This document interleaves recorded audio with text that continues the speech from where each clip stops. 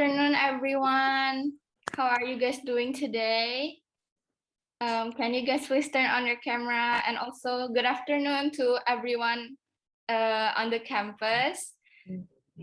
Well, it's 1 p.m. I hope you guys had your lunch. But if you have not had your lunch, I hope you guys will have a great meal later on. And I hope you guys are excited for today's Zoom session because we are having two special speakers from BINUS Communication alumni. Yay! So first, we have Kak Revi Desantra. He was a BINUSian 2021 communication student with journalism major. And then he also went to Northumbria University for mass communication. Now he is working with Kompas TV as a field reporter. Wow, I'm sure some of you guys are interested in becoming a reporter one day. And then after Kak Revi, we also have our second speaker, which is Kak Puti Alifa. She was also BINUSian 2021, and she became a volunteer at Idea Fest 2019, and she has experience working at one of the famous shopping app, which is Shopee, as an intern and some marketing intern. Please welcome Kak Revi and Kak Alifa.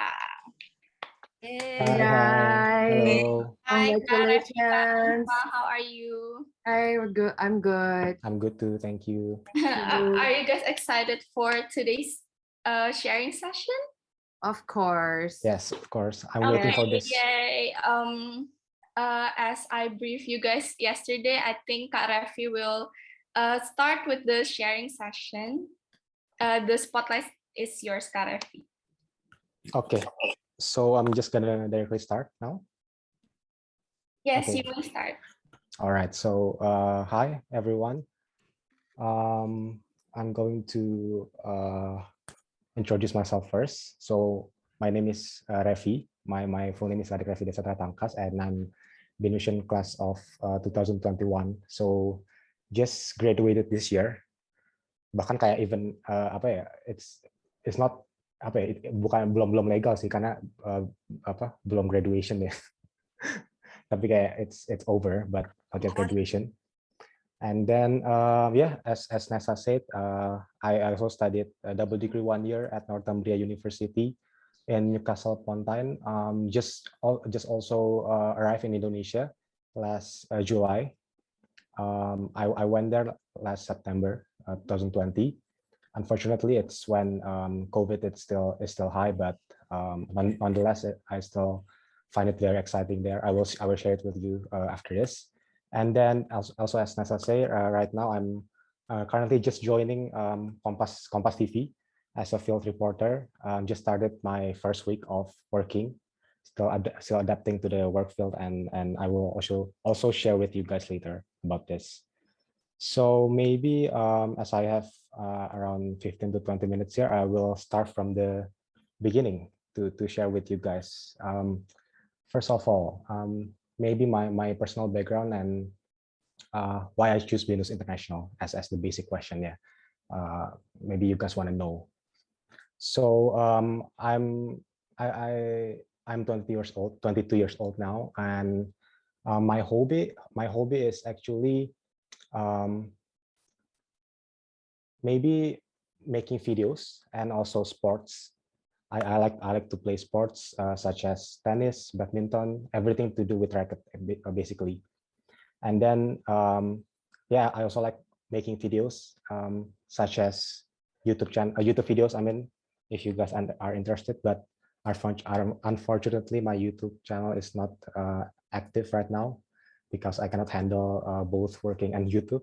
But if you guys are interested in checking out my YouTube channel, is my name, Revi Desantra.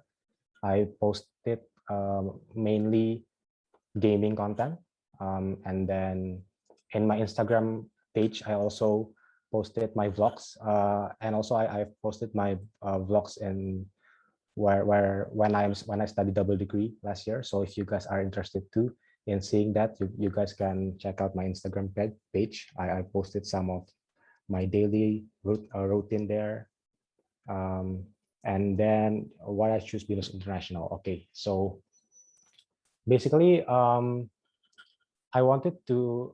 So my background is I'm from an international school also, meaning that I also study English. I mean, the school also taught in English, and then I wanted to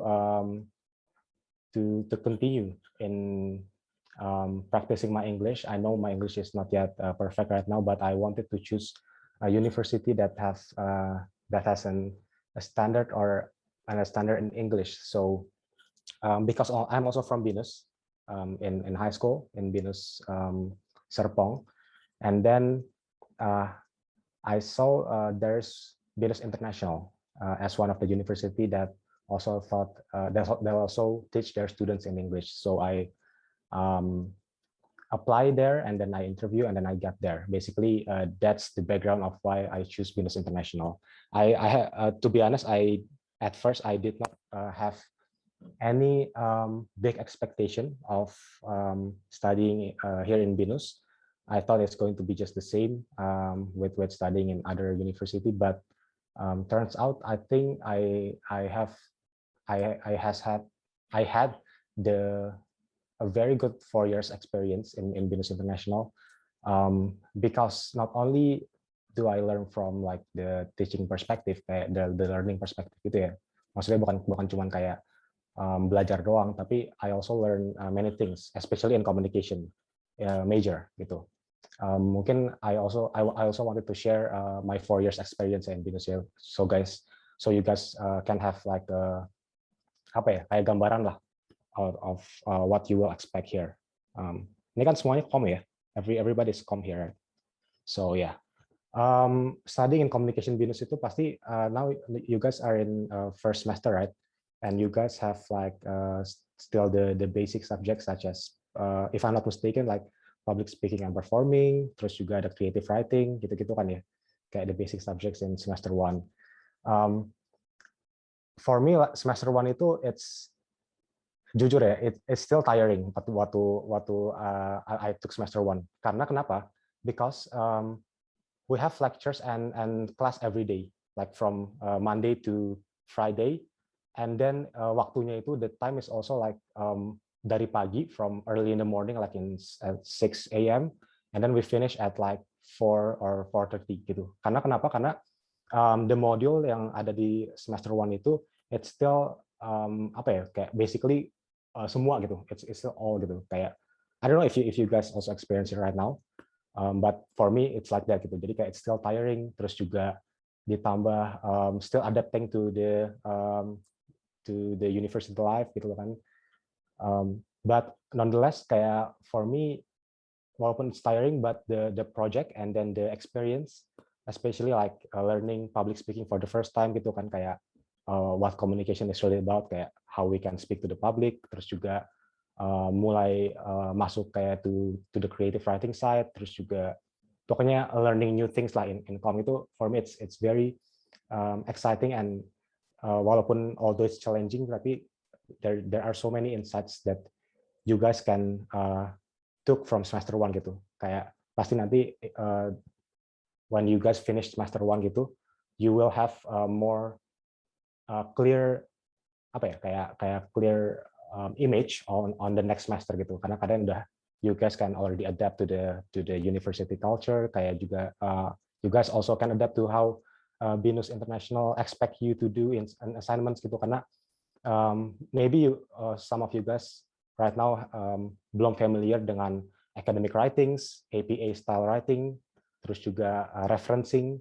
Itu pasti kayak some of you guys haven't experienced it, tapi trust me, di semester 1 ini nggak tahu sih kalau di batch kalian tuh is academic English still there. Kayak I hope it's still there gitu, karena it's going to help a lot gitu, kayak in how you guys will write academically. Karena as the semester goes on nanti through semester 2 to semester 5, itu kalian you guys will be challenged to write besides creatively but also in academic style gitu. Jadi it's very important to know the structure of writing, the structure of academic writing, how you guys reference. Jangan cuman kayak nulis based on opinion, tapi juga you guys also need to write based on facts, research, gitu kan. Itu on the writing side. Tapi next one is on the presenting side, ya kan. Presenting side itu in communication is very important for me, and of course for comm students ya. Kayak we are expected to be able to speak in public, not only with our own opinion, tapi also again with with theoretical knowledge and also academical knowledge gitu. Jadi nanti pasti kalian as the semester goes on pasti you guys will have subjects atau presentation atau final project yang requires you guys to have presentations both with your own ideas and own understanding and also with your own knowledge lah gitu intinya sih kalian you guys need to understand the subject and also you need to practice how you speak in the public gitu. Jadi makanya public speaking class ini in semester 1 ini it's very important for you guys to develop your the way how you speak to the public gitu ya. Jadi make most of it make 100% of your time in semester 1 karena nanti in semester 2 to semester 5 itu basically kayak you guys are already expected to be good in writing, to be good in presenting gitu loh. Jadi ya kalian juga you guys can also follow the BINUS guide gitu in achieving success gitu ya. And then kalau misalnya next one I also want to talk about nanti ini sebenarnya masih lama sih buat kalian pasti tapi it's good to give to give context as soon as possible ya gitu ya in semester 5 which is ini streaming. Kan di BINUS International ini you guys in Comm you guys will have 3 streamings which is journalism, public relations or PR and entertainment communication kan. You guys really need to figure out that before semester 5 gitu. Jangan cuman kayak pengen ikut-ikut teman atau gimana. Memang kayak it's some of us kayak do that sih kayak milih streaming karena ikut-ikut teman apa gimana. Tapi choose the streaming wisely and choose what you guys really want gitu. Kayak misalnya soalnya it's what I think is good about BINUS on one side itu adalah first of all you guys start as a communication student in general communication subject itu kan. Tapi nanti in semester 5 you guys have the ability to choose based on the based on what you guys like gitu. Kayak misalnya if some of you guys like journalism, like writing gitu. Kayak mau berkecimpung juga mau masuk juga ke dunia reporting atau misalnya media kayak aku sekarang itu you guys choose journalism itu kan. Dan nanti di streaming journalism itu subjeknya juga benar-benar fokus mainly on journalism gitu kan. Di samping besides like the kayak subjek yang memang main subjek atau subjek yang harus kayak misalnya kalau salah tuh semester 5 itu ada kayak bahasa Indonesia terus juga CB keagamaan ya kalau nggak salah ya. Tapi kayak mainly itu it's based on what you choose for your streaming itu. Ntar kalau misalnya PR mungkin Alifa entertainment nih. Oh ya sorry I forgot. Kalau misalnya entertainment communication mungkin Alifa juga bisa cerita lebih lanjut. Terus nanti kalau misalnya PR you guys will also learn mainly about PR subjects gitu kan. Tapi for me I will talk about journalism ya karena this is what I learned in semester 5 ya. Learning in journalism major itu it's very exciting itu karena so all of the subjects in journalism in our journalism class itu requires us to have to have like a practical practical assignments gitu loh. Jadi assignments itu it's not only based on it's not only based on knowledge and also writing and stuff like that, tapi kayak ya itu basically journalism field gitu loh. Nanti ada satu subjek yang namanya broadcast journalism and reporting itu you guys will have like final assignments in which you guys will need to do field reporting terus juga membuat your own news portal, news show gitu, terus pelajaran Miss Karin, news media, newsroom management itu juga is very exciting, very very new juga sih, kayak we need to make our own news portal gitu, kita harus cari berita sendiri, terus nanti untuk final assignment bisa di comply semua. So what I'm trying to say is that the streaming, it's not just about like oh you guys will go into journalism, you guys will go into PR or into entertainment, tapi it's really when you guys choose that particular streaming, you guys will be challenged untuk ya itu fokus on that particular streaming, dan itu for me it's very good to know later when you graduate and you are ready to work as a fresh graduate itu where you will go gitu, kayak misalnya for me sekarang right now I'm in Kompas, right, Kompas TV as a field reporter gitu. Nah I started to know that I wanted to go to journalism atau to do field reporting gitu ya, maksudnya working in the media tuh to be honest itu ya ever since I took the journalism major in BINUS gitu. Kayak before that I still don't have a lot of idea on what I wanted to do when I graduate gitu. Tapi when I choose the journalism streaming in semester 5 itu it really helps me to develop on or to choose later when you graduate tuh kalian mau ngapain gitu. Jadi ini juga tips juga buat for you guys as a new student. Kalau if you guys still don't have any clues atau kayak don't figure out yet what you guys wanted to do when you graduate gitu ya. Well, it's still very long sih kan, masih semester 1 juga, tapi my tips adalah ya nanti ketika di streaming, makanya you guys needs to choose the streaming very well, and then hopefully you guys can know what you wanted to do or where you wanted to work later or where you wanted to go later when you okay, I have 5 minutes left. Okay, when you graduate gitu ya. Ya pokoknya itulah intinya. I hope you guys understand ya. Terus juga mungkin karena 5 minutes left, maybe the last one maybe the double degree program ya. Mungkin kalian juga some of you guys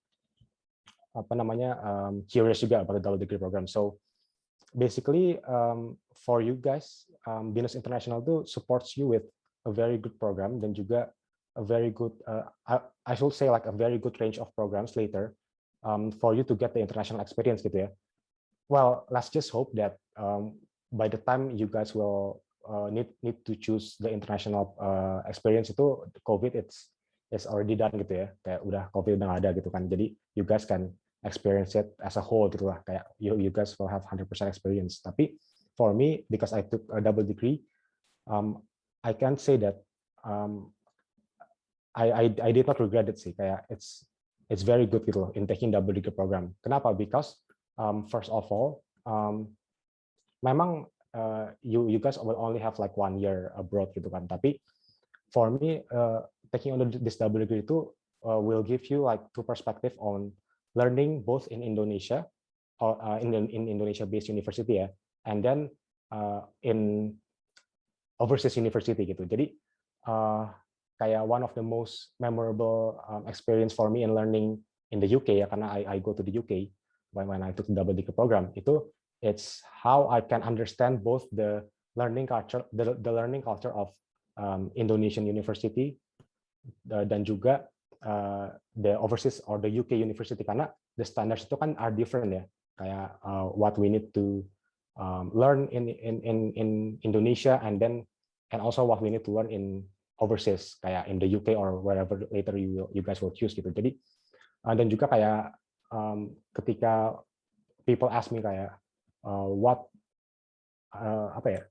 apa sih difference between studying abroad and studying di sini gitu ya, you guys will have different perspective itu nanti ketika kalau kalian choose to do the double degree program atau kayak the international program gitu ya.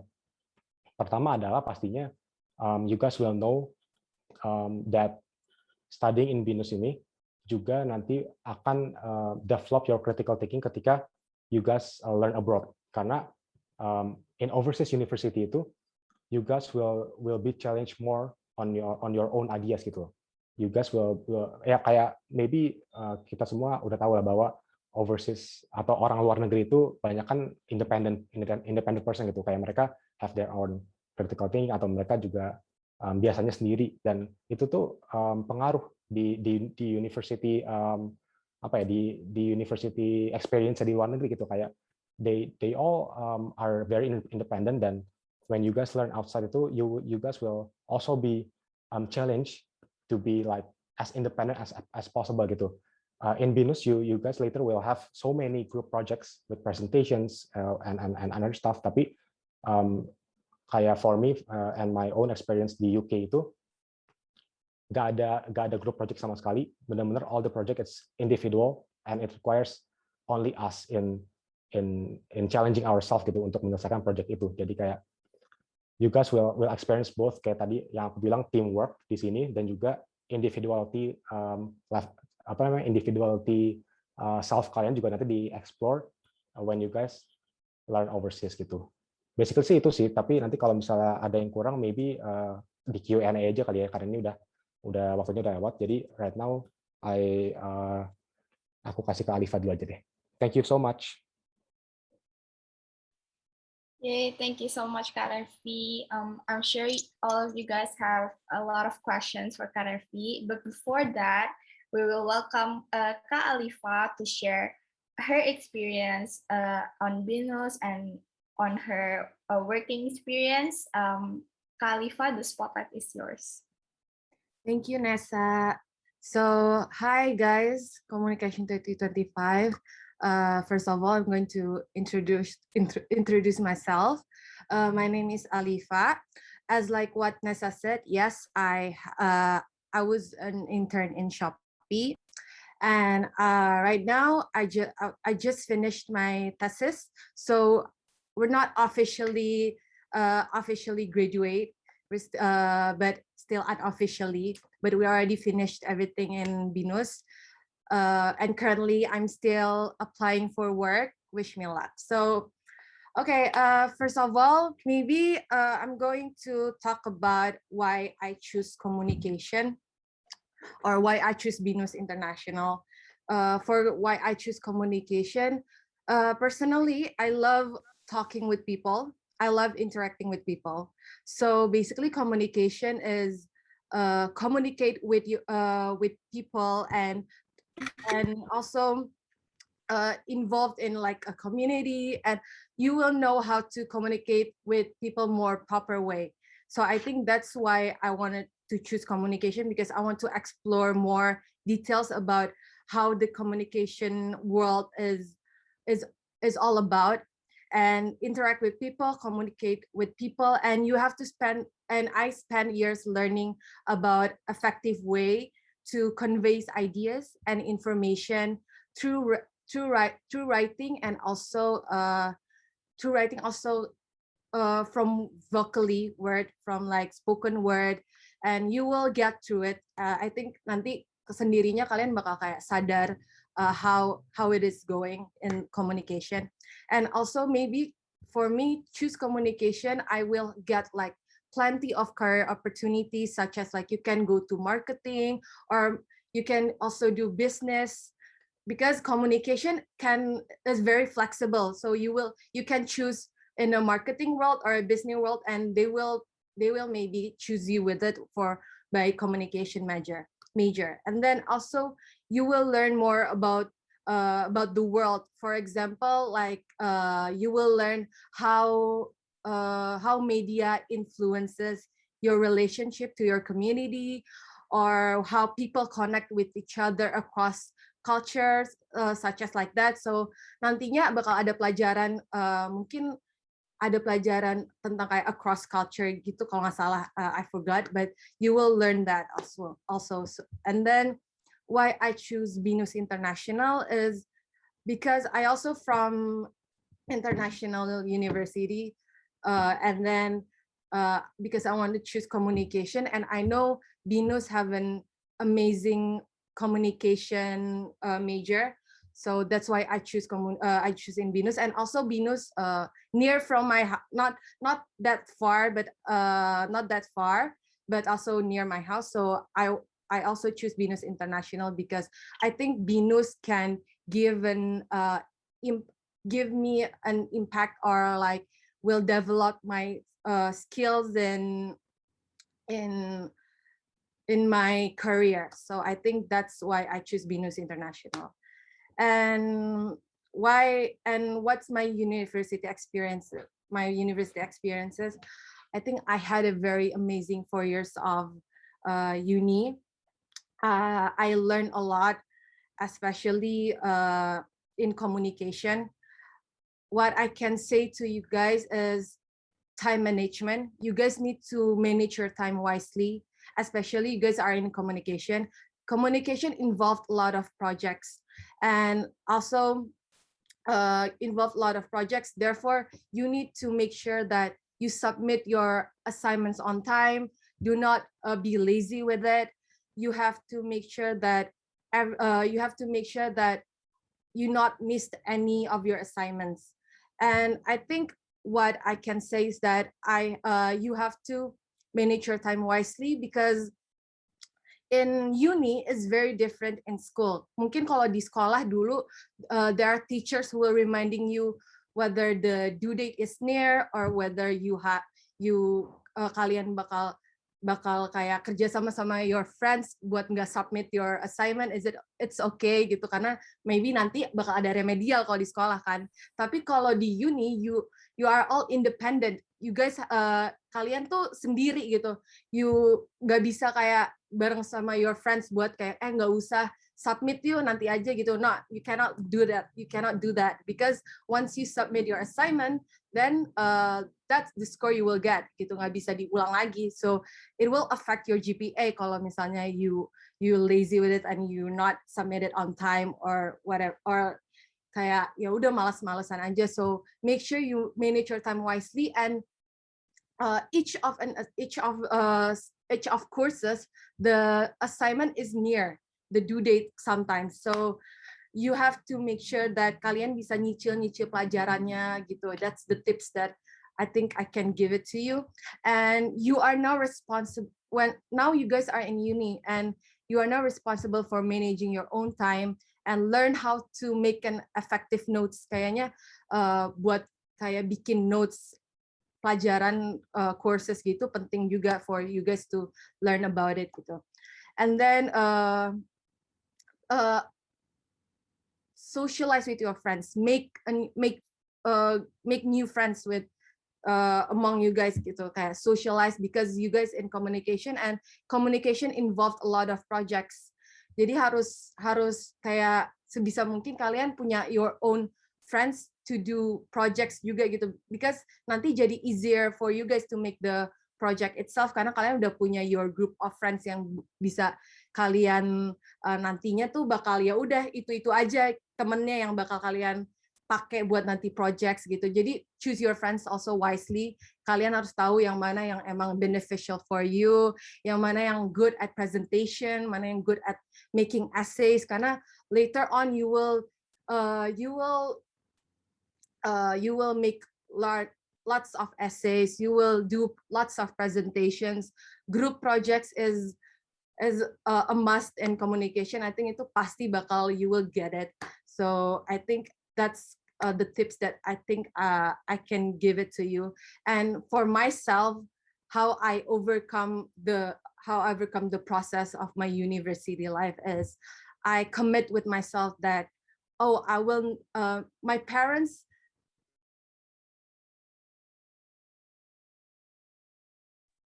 Kak Alifa, you're muted. I'm sorry.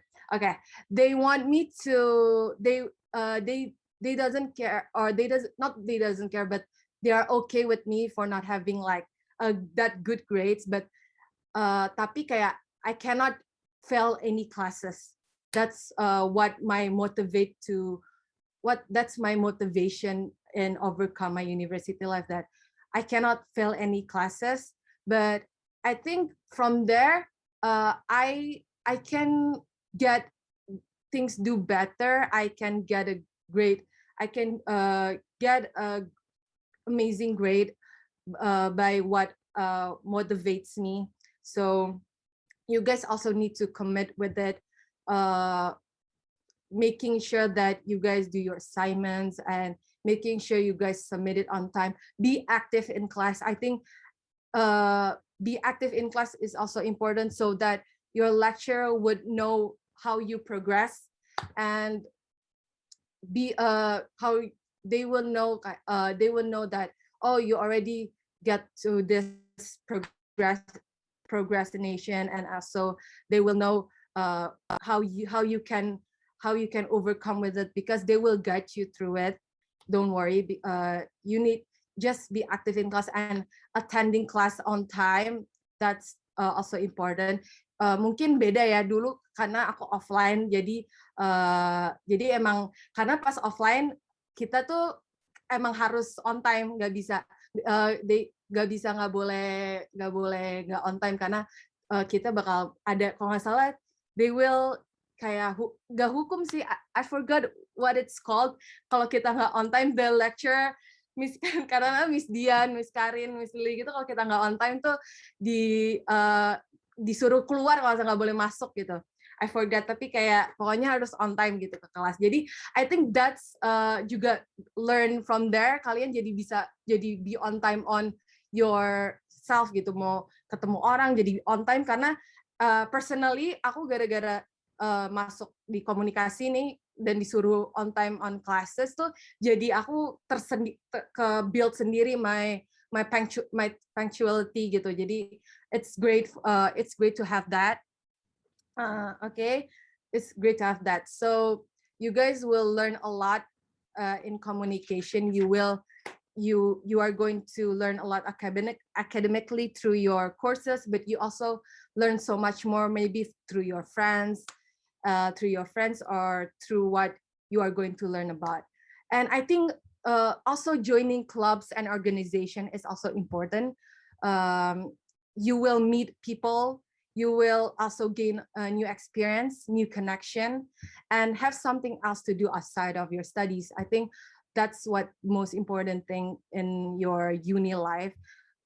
I don't know kalau sekarang kalian masih bisa ikut, maksudnya nggak tahu ada kayak open recruitment for organization atau clubs, tapi dulu pas my batch itu banyak gitu buat for organization gitu. Jadi aku banyak apply organizations and clubs, karena kalian juga harus dapat points for SATs. Jadi itu juga makanya you guys need to joining organization gitu. And joining organization kan juga fill in your CVs. So I think that's also important.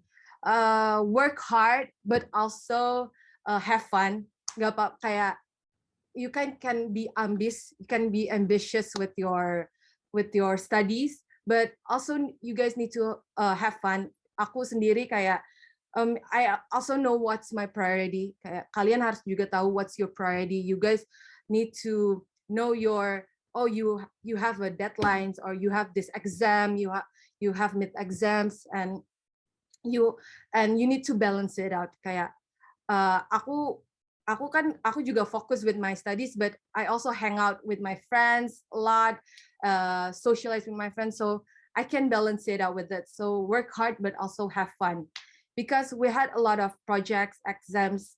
However, I still hang out with my friends and had an amazing memories from my first year to look back on gitu. And then also have a good relationship with your lecturers. Basically aku very close with communication. Aku Revi and my communication batch is very close with our lecturers, Miss Dian, Miss Karin, Miss Lily, and you can talk everything with your lecturers, so don't be scared sama mereka. Jadi kayak have a good relationship with lecturers tuh kayak lebih bikin kalian juga flexible with your learnings gitu. They will guide you juga, so don't be scared about it. And also in uni you are more independent and flexibility. Kayak kan kalau di uni kelas kalian cuma misalnya 3 gitu, jadi more flexible. seminggu 3 kali masuknya masih jam berapa gitu. Kalau di sekolah kan kalian setiap hari masuk, terus pelajarannya ditentuin. Kalau sekarang you guys know what major you are taking, you know what's going what courses that you are going to take. Jadi you guys will get through it lah.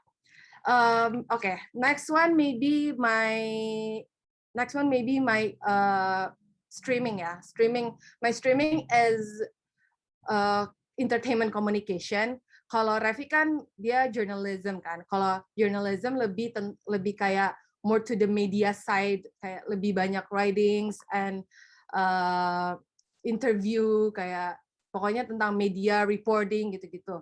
Kalau entertainment for those people who loves events, terus yang suka social media kayak social media content creators gitu-gitu, you guys can choose entertainment communication streaming, karena the career outlook from entertainment communication tuh lebih ke social media content creator, vlogger, blogger, terus events, habis itu social media strategies yang berhubungan dengan social media dan events.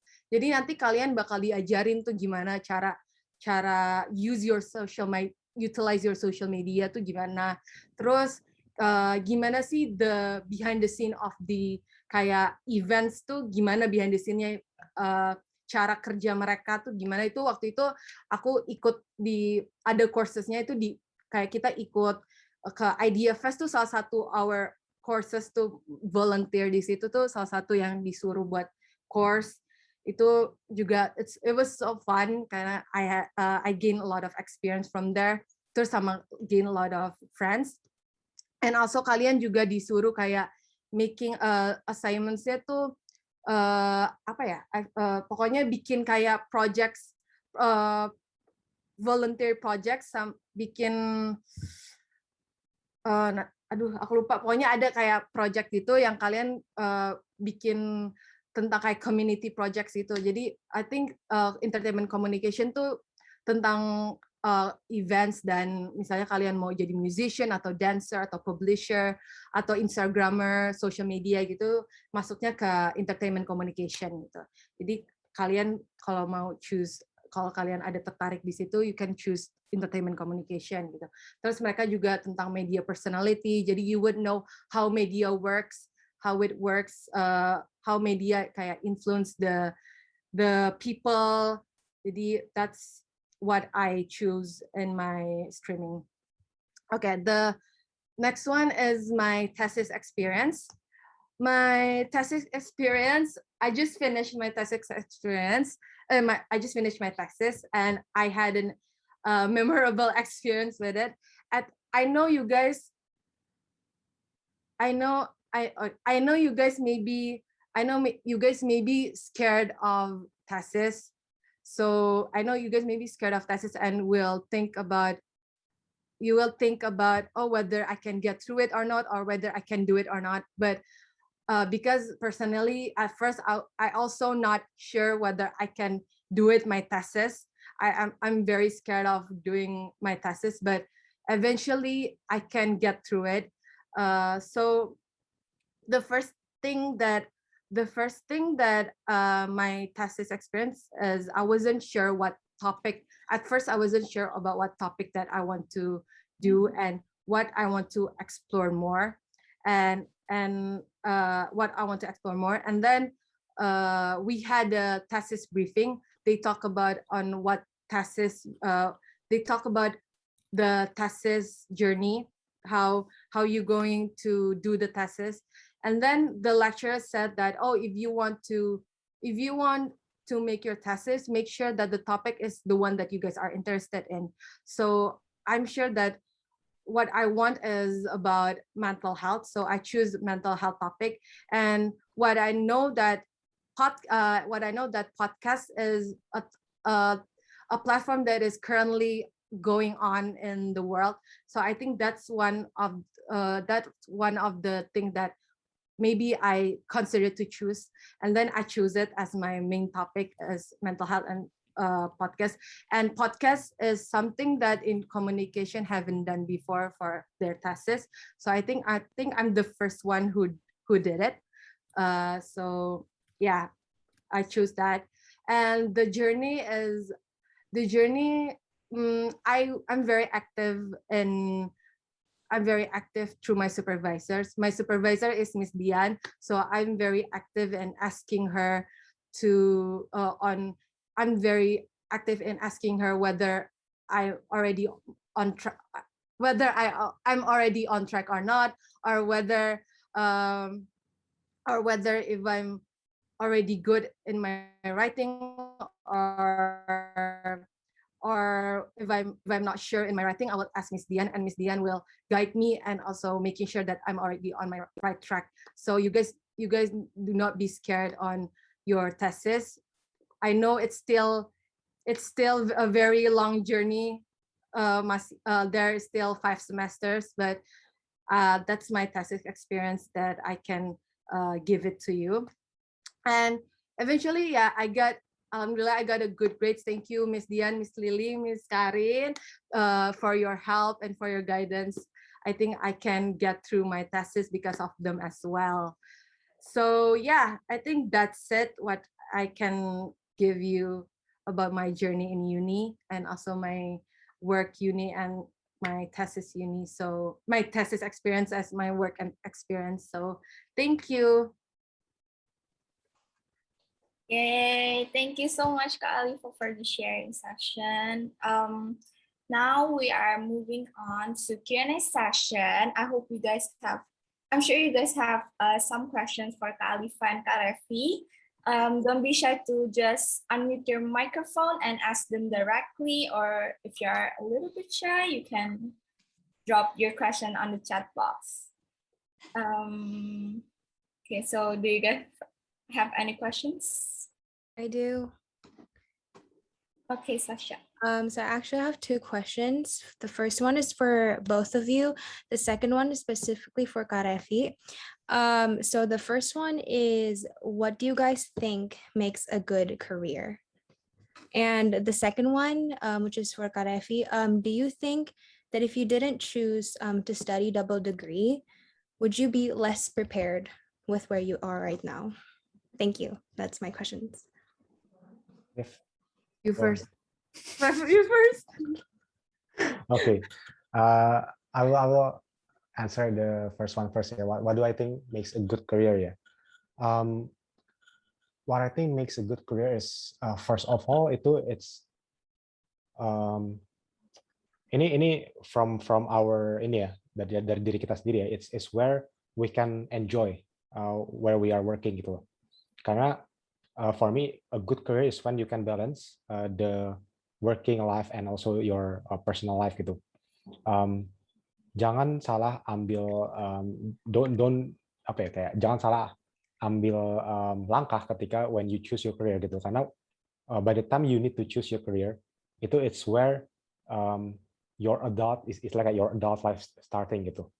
Jadi kayak it's you're no longer studying, you're no longer guided gitu, walaupun kayak biasanya fresh grad sih kayak masih di guide ya in their first career. Kayak for me like right now in Kompas itu I'm still being guided to be a good field reporter. Tapi what I'm trying to say is in career gitu, you are dealing with a real life gitu. You are dealing with your own self, with real life, and not just with grades, not just with assignments. Tapi kayak you are dealing with the company, you are dealing with apa ya kayak kalau misalnya kalian gagal, it will not only affect you, tapi it will also affect where you guys work gitu.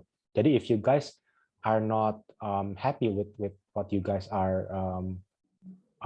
choosing for your job, itu kayak it's going to be very wasteful, and not only will it affect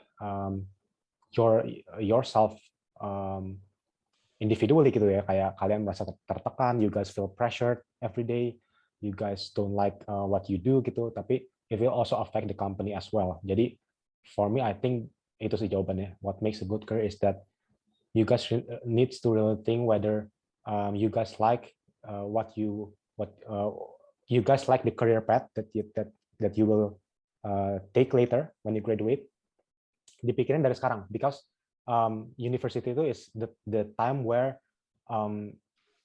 you guys can needs to explore nanti ketika kalian graduate itu kalian mau kemana gitu. Jadi apa namanya, it's the perfect time for you to explore everything here in uni gitu kan. Kalian udah benar-benar dijurusin in communication, jadi kayak explore through apa ya, kayak what communication offer gitu. Kayak whether itu tadi again, whether it is in journalism, PR, atau in entertainment. Jadi gitu ya. I hope it answers the first one, Sasha. And then the second one tadi soal double degree ya. If I took double degree, if I don't took double degree, apa tadi pertanyaannya? Will it affect my career? Gitu ya. Oh, oke. Personally sih, it's nggak terlalu ya, karena for me kayak tadi I already said, I started to develop my perspective, atau kayak I started to think on when I wanted to go to kayak the media industry itu ever since I took semester 5 gitu, which is before the double degree. Double degree itu nanti kalau kalian decided to choose itu adalah ketika semester 7 to semester 8 gitu kan, karena 1 year ya. Jadi personally for me itu sebenarnya nggak terlalu affect ya. Tapi what affects me itu adalah yaitu kayak tadi if you guys took double degree atau kayak kalian belajar di luar negeri itu, I feel that you guys will be more prepared to face the real world later ketika kalian graduate ya. Karena again, if you guys choose to do double degree, you will live very far from Indonesia gitu kan, kayak kalian di sana diajarin buat mandiri. Maybe some of you guys sekarang ada yang enggak deh, nggak tahu sih ada yang udah ngekos apa enggak, tapi kayak it's all online sih sekarang ya. Jadi kayak basically di rumah semua ya. Tapi ya itu sih tadi, if you guys choose to study abroad itu bukan cuma double degree ya, tapi nanti mungkin ada juga yang decided to take kayak apa namanya itu, the other one besides double degree, student exchange itu it's the same sih. Jadi kayak it helps with it helps with preparing you guys for the real world gitu. Itu sih that I can give the answer to you, Sasha. Hope it helps. Okay. I'm sorry, what's the first question? What's the questions again? What makes a good career? Okay. For me, I think what makes a good career is you have to make sure whether the career that you want to take is the one that you like. You also need the eagerness to learn, and also you need to have great communication skills as well. I think the value of effective communication and actively look for the skill is in potential in yourself. It's important to show your competence in your work area verbally and through written communication. And I think dependability to be able to constantly follow through your important work traits, or also commitment to the following deadlines by completing tasks that you guys tasks that they are assigned to. It's also important. That's what makes you a good career. Also flexibility, the ability to adapt is also an important quality that you guys need to have. Prove them that you can tackle tasks and changes as they come. You can also show your skill in addressing improvement. You also will need to give them your critical thinking, and need to be more developing and for if there are any solutions to the issue that they give it to you. So I think that's what makes a good career. And the last one is maybe confidence.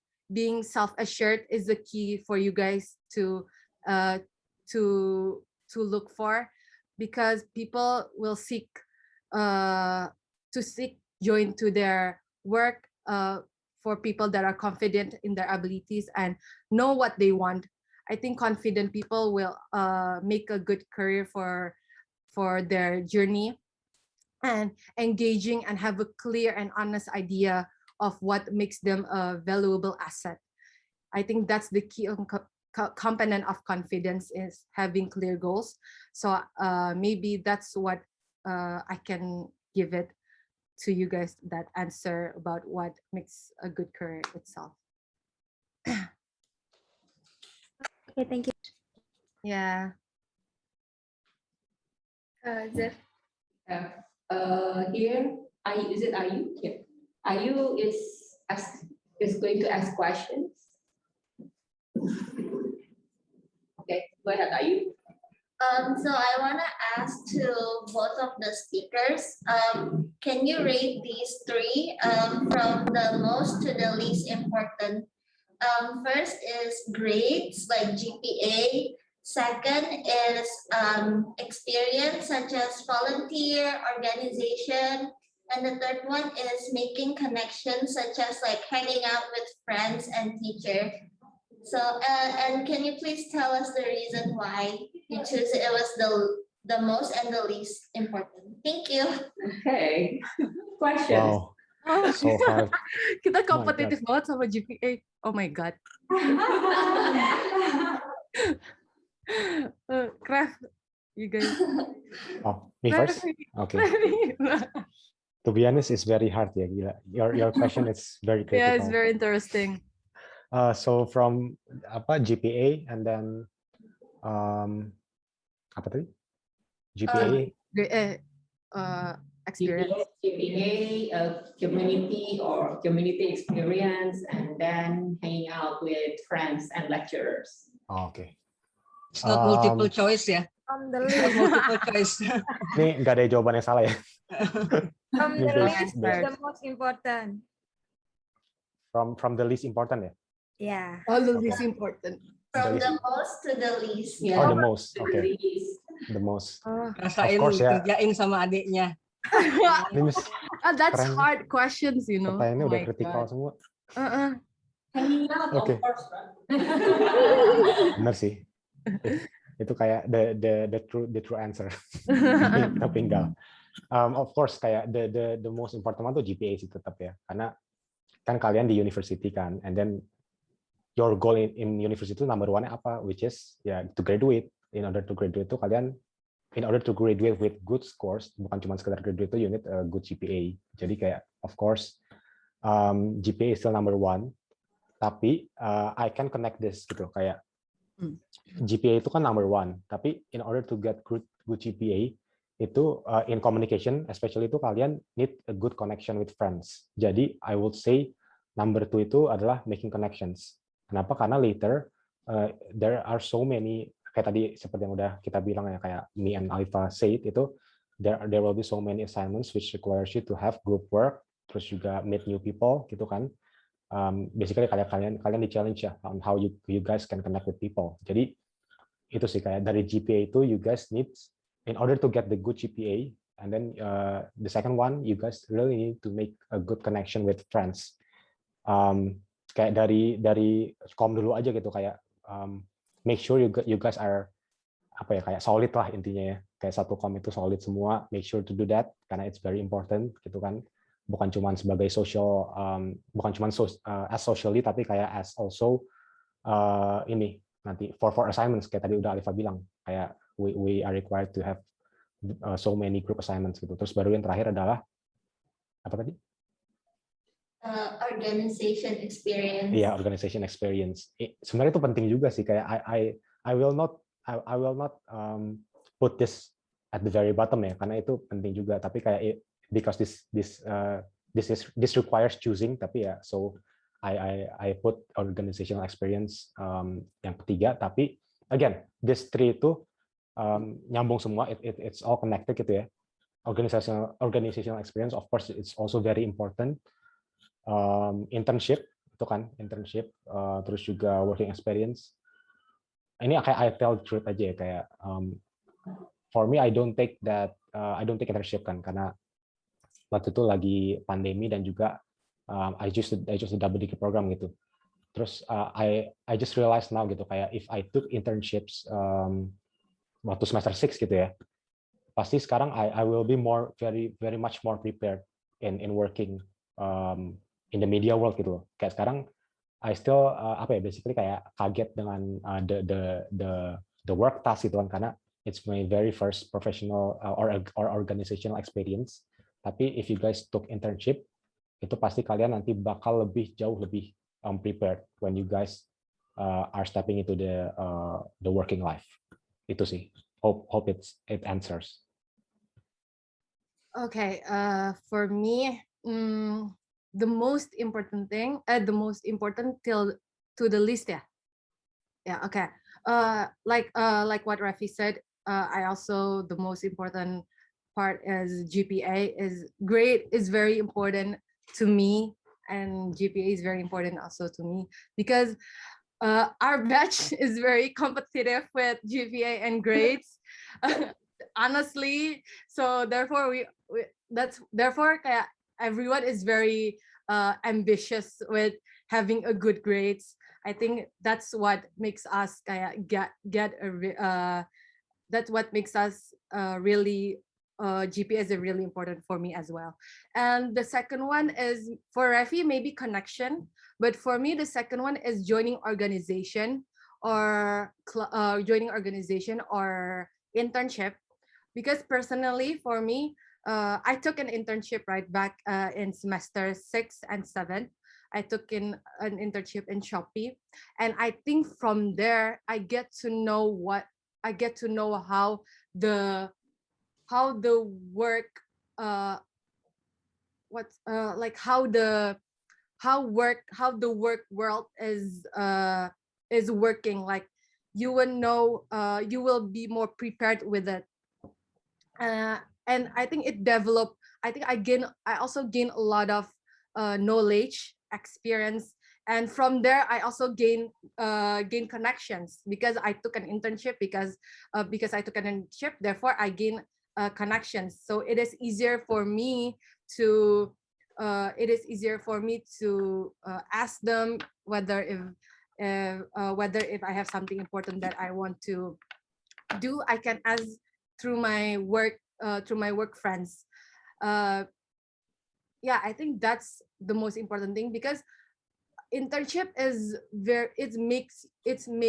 make you more independent and more critical thinking, and you can also prepare more. You not prepare more. I think you can also get your time management will also bisa jadi lebih. You will learn a lot by managing your time, because work is very important to make sure that your time is you manage your time wisely. So I think it makes you learn about it, and you will learn a lot in your internship if you took an internship, and you will gain valuable experience both professionally and individually. So that's the second one, is the most important thing, is organization. And the third one is making connections, because from doing an organization you will gain new experience and also gain a connection with your friends. I can say that even my thesis, the narasumber, what is narasumber in oh my god, okay, the narasumber, wait, I forgot English. What is narasumber? The source. The source. The source that I get is from I get the source for my data thesis is from my work friends. So I think that's where the connection is going in. So yeah, maybe that's the third one. Thank you. Thank you. We have Zefania. Okay. Hello, my name is Zefania, and I want to ask two questions for both of you. So the first one is, what is the hardest thing to cope with during your study and communication major? Why do you think it is the hardest thing, and how did you cope with it? And the second one is, please be brutally honest. during your study journey, have you ever felt like you regret on choosing communication major? If yes, can you tell us why? no. And if no, is there something you regret not doing during your study journey? Thank you. Oh my God. Berat-berat questionnya. Berat-berat ya. Miss Dian ini, Miss Lily, Miss Karin, anak-anaknya. Ini pasti nih mantep-mantep nanti. Coba Ref. Okay. The first one itu what's the most hardest thing ya in studying in communication ya tadi. Apa ini BINUS as general? Just something that is the hardest thing to cope with. You can say like maybe thesis or something like that. The hardest thing to cope with, to be honest, is Miss Ayu's class.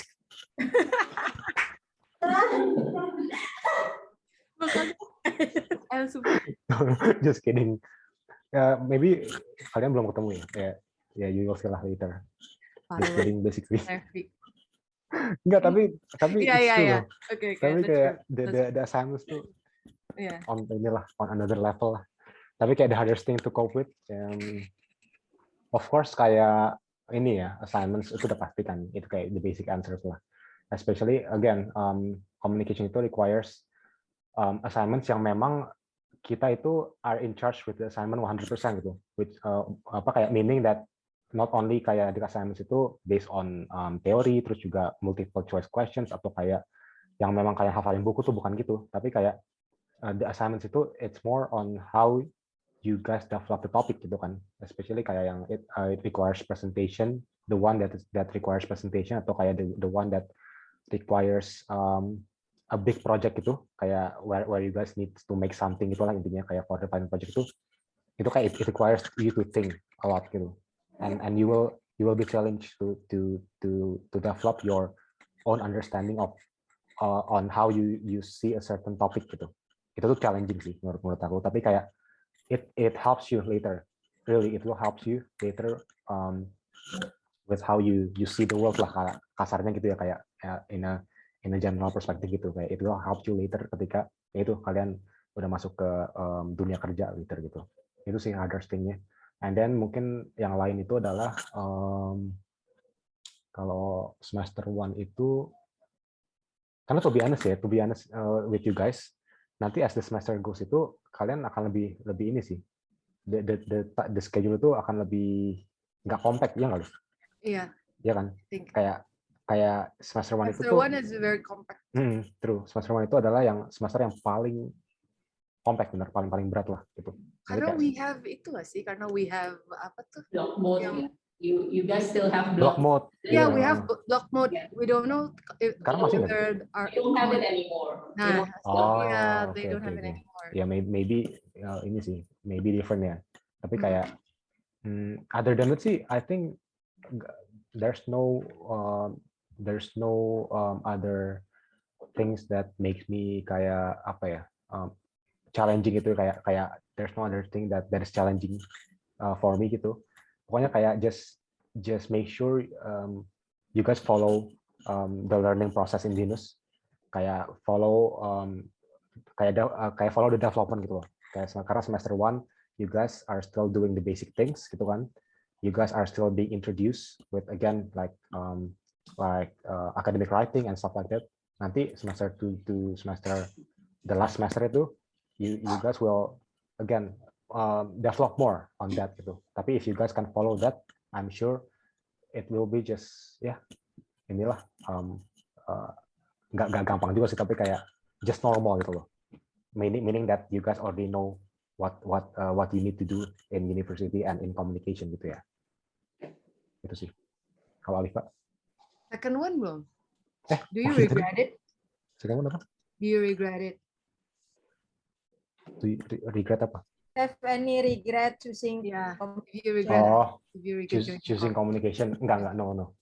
I don't have any regrets choosing communication. Why? Because I don't like mathematics. I don't like counting. I don't like business.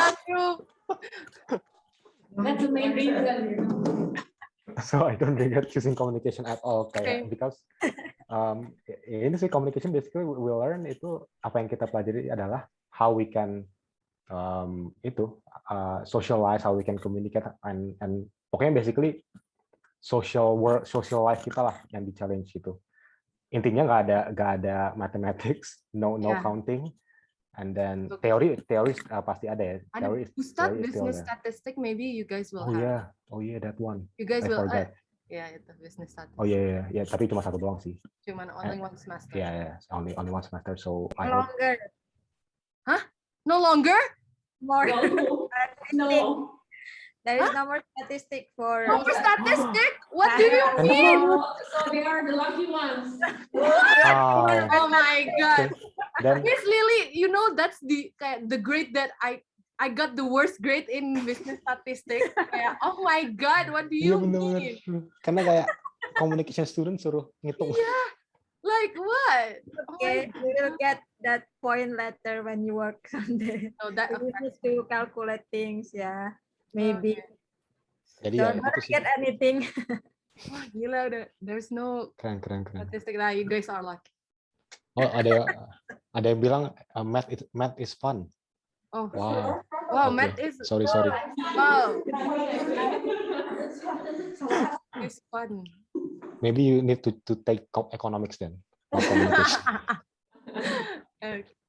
Tapi itu sih kayak I don't regret at all choosing communication, dan juga after learning in communication in BINUS itu tambah besar sih kayak my Your passion. ya itulah my passion kayak in communication field gitu loh. Karena benar-benar communication di BINUS itu diarahin banget. You guys will be taught kayak gak cuman the basic communication stuff, tapi nanti as the semester goes on itu makin getting deep gitu sih. Okay. For me, hardest what's the question? I forgot. I'm sorry. The first one is, what is the hardest thing to cope with during your study journey? Okay. The hardest thing that I have to cope with, honestly, the assignments. Communication had lots of assignments and projects, and especially in the hardest semester for me is third semester. It's so hard to go through it, but thank God I can overcome with it because of my friends, and also the lecturers are very nice, so they guided us very well. And yeah, like what Rafi said, in semester 1 we also have block mode. What is it, this Block mode. So it's very compact. The courses is very compact, and we have everyday classes. So the only class that we don't have is, I think, Friday, right? Enggak, ada juga Friday. Oh, okay. So yeah, we have class every day. That's why it's very, especially in semester 1, we have to adapt with university. So we don't know how it works. So it really shocked us. Kayak kaget. We're very kayak kaget banget gitu kan. The first time we. Terus kayak, sorry to cut you, tapi kayak semester 1 itu nggak tahu ya, kalian sih nggak experience sekarang, tapi hopefully you guys can experience. Tapi there are so many times where we kan kita belajar di FX ya, where we are stuck in FX until like 8 or 9 p.m. in the night. Yeah, we have to kayak usually we go kita pulang, we go home at 6 o'clock, 6 o'clock, 7 o'clock, because and then once we go home we need to make projects for tomorrow. So I think that's the hardest part that we have to go through in semester 1, and also in semester 3, because Miss Ayu classes. I'm sorry, Miss Ayu, if you're not here, but yes, your class is very hard. Just prepare, guys. Just prepared. I don't know if you guys have Miss Ayu class ada atau enggak. Pasti ada lah. Pasti kan, kayaknya pasti ada sih. Tapi ya, just be prepared your class. And also, I think thesis journey for me is was also hard to cope with it, because along my journey writing, I got along my journey writings, I got breakdowns because of chapter 2, Miss Lily. I couldn't find any. Pokoknya chapter 2 was very hard for me. So yeah, it took me 2 weeks to finish my chapter 2. I think so. Yeah. That's fast. What? That's fast. 2 weeks? Not 2 weeks to finish it, but 2 weeks to find the apa tuh namanya past research. Yeah, gitu. So I think the hardest part to cope with is assignments, and also the semester, what we get in semester 1 and third semester, because in third semester there are PR subject, and the PR was very hard for your info. We have to make apa sih, Ref? What do we have to make? Itu our own brands. Yeah, our own brands. We have to make our own brands, and we have like we need to make sure that the brands is kayak according to what our objective and stuff like that. I think you will learn it along the journey of your uni, like of the semester. So yeah, I think that's it for me. Oh God, pray for us. Pray for you all. Yes, hopefully you guys can make it. Hopefully. But don't worry, don't be scared of juga kalau misalnya if you guys think that thesis is very scary, or you guys think that, oh, will I get through it or not, or will I can do it or not, you will go through it and you can do it, because honestly, I myself think that I couldn't go through it. I think I cannot do it, my thesis, but the result is, I thank God I got an amazing grades with the guidance of Miss Lily, Miss Karin, and Miss Ayu, Miss Dian. I'm sorry, Miss Dian too. Ngomong Miss Ayu lagi. Miss Dian. Tapi yeah, the result was amazing. So yeah, you guys will get through it. Okay.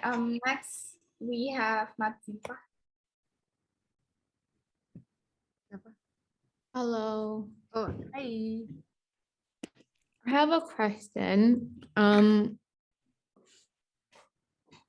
What is like the projects you guys do? Okay. Oh, that's the question. Kayak Only generally. that. Yeah. Yeah, general. Generally itu sih kayak what I just mentioned. Project based itu presentations, and then essay, of course, essay juga. I think you will have lots of essays, writings. Yeah, true. Presentations usually too in mid exams or final exams. Tapi for everyday assignments, you guys will need to make essays. Yeah, essay. Gak ini sih. There's presentations. Yeah, then presentation usually juga for your assignments. Iya. Maksudku kayak there is no itu nggak banyak yang kayak apa sih multiple choice yang there textbook based gitu loh. Textbook based, yeah. There are no exams yang kayak you have to write, you have to learn from your books. Yeah, basically kayak in your high school gitu loh. Jadi if you guys think the assignments like that, it's not. Yeah, it's more to group projects. Usually you guys will do like with your friends gitu. Yeah, seru-seru sih. Yeah, it's very fun. Very fun. Kayak waktu semester 1, I don't know, kayak right now apa ya the final assignments of public speaking itu, tapi kayak our assignments too is to make music video waktu itu.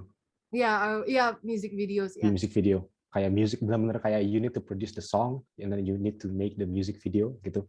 So it's very fun. And then ya tadi kayak misalnya PR classes itu final assignment saya, you need to make your own brand. Your own brands. Make your own brand with and then you need to analyze it with theoretical framework. Nanti kalian pasti you guys will learn it. Oh yeah, you have to good at analyzing. You guys have to use your critical thinking into doing your assignment. Yes, and then watching movies, watching movies. Jadi, oh yeah, true. when you guys will have this course, and then the assignment will give you like you need to watching movies, like certain movies, and then you have to analyze the movies based on the theory that the lecturer will give you. Ini ada yang bilang I'm afraid my I'm English. afraid my English finishes because of the amount of writing you guys are mentioning. It's okay. My English is not that very good as well. From Somaliland, Raffi and Putih. Alifa. Kenapa, Miss? Hani is from Somaliland, so Oh, she's not. Oh, so hi, honey. she cannot speak in Indonesian? Yeah. Oh, I'm very sorry. I'm sorry. It's okay. We mix the Yeah, we said. Tapi ya, watching movies is one of the fun. I think watching movies is one of the fun assignment, but Yes. the analyzing wasn't fun. Yeah, but you guys need to do that. You need to and then remember to always do research. Reference reference is very important in BINUS. And plagiarism. Yes. You guys will learn to not plagiarize. Yes. Because BINUS is very strict in plagiarism. And I think Raffi, yeah, gak apa-apa. Just take me as an example. Raffi, for example, Raffi. I will just share it with you guys, so you guys will not make the same mistake. Yeah. Again, it's in Miss Ayu's class, which is one of the hardest class in BINUS International for Comm. It's in semester 2. At that time, the final project is to make essay. What's it there? Yeah, essay. Essays. Okay, basically it's essay, tapi kayak academic essay. So why do we highlight that plagiarism is very serious in BINUS? It's because it's not just kayak bukan cuma omong kosong. It's not just like you cannot plagiarize tapi gak dicek sama the lecturer. Later when you submit your project will be submitted to turn it in. Itu kayak a website in which it will check the plagiarism. And then if you guys think that I can just only change the word but the meaning is still the same gitu, still copy paste the word tapi kayak just change a little bit, it will still be detected by turn it in gitu. And the plagiarism bar will go higher and higher. And if I'm not mistaken, in BINUS itu the maximum itu it's 20% or 15%. 20 ya, 20%. Yeah, 20% to get similarity report. Itu namanya the name is similarity report ya. Jadi kayak when I took this subject in semester 2 in final project itu basically my paper got cancelled because of the similarity report gitu. Kayak I already defense I already give my defense gitu, tapi kayak the lecturer said that it's still not enough gitu, karena whatever the defense is or whatever the reason is, when the plagiarism or the similarities report say that you plagiarize or the wording is it's similar to any kind of articles that you guys found on the internet, you will be plagiarized gitu. So make sure that you don't do that. Yeah, make sure to paraphrase. Yes, it's very important. Make sure to research. Terus juga make sure to put every single reference in your paper.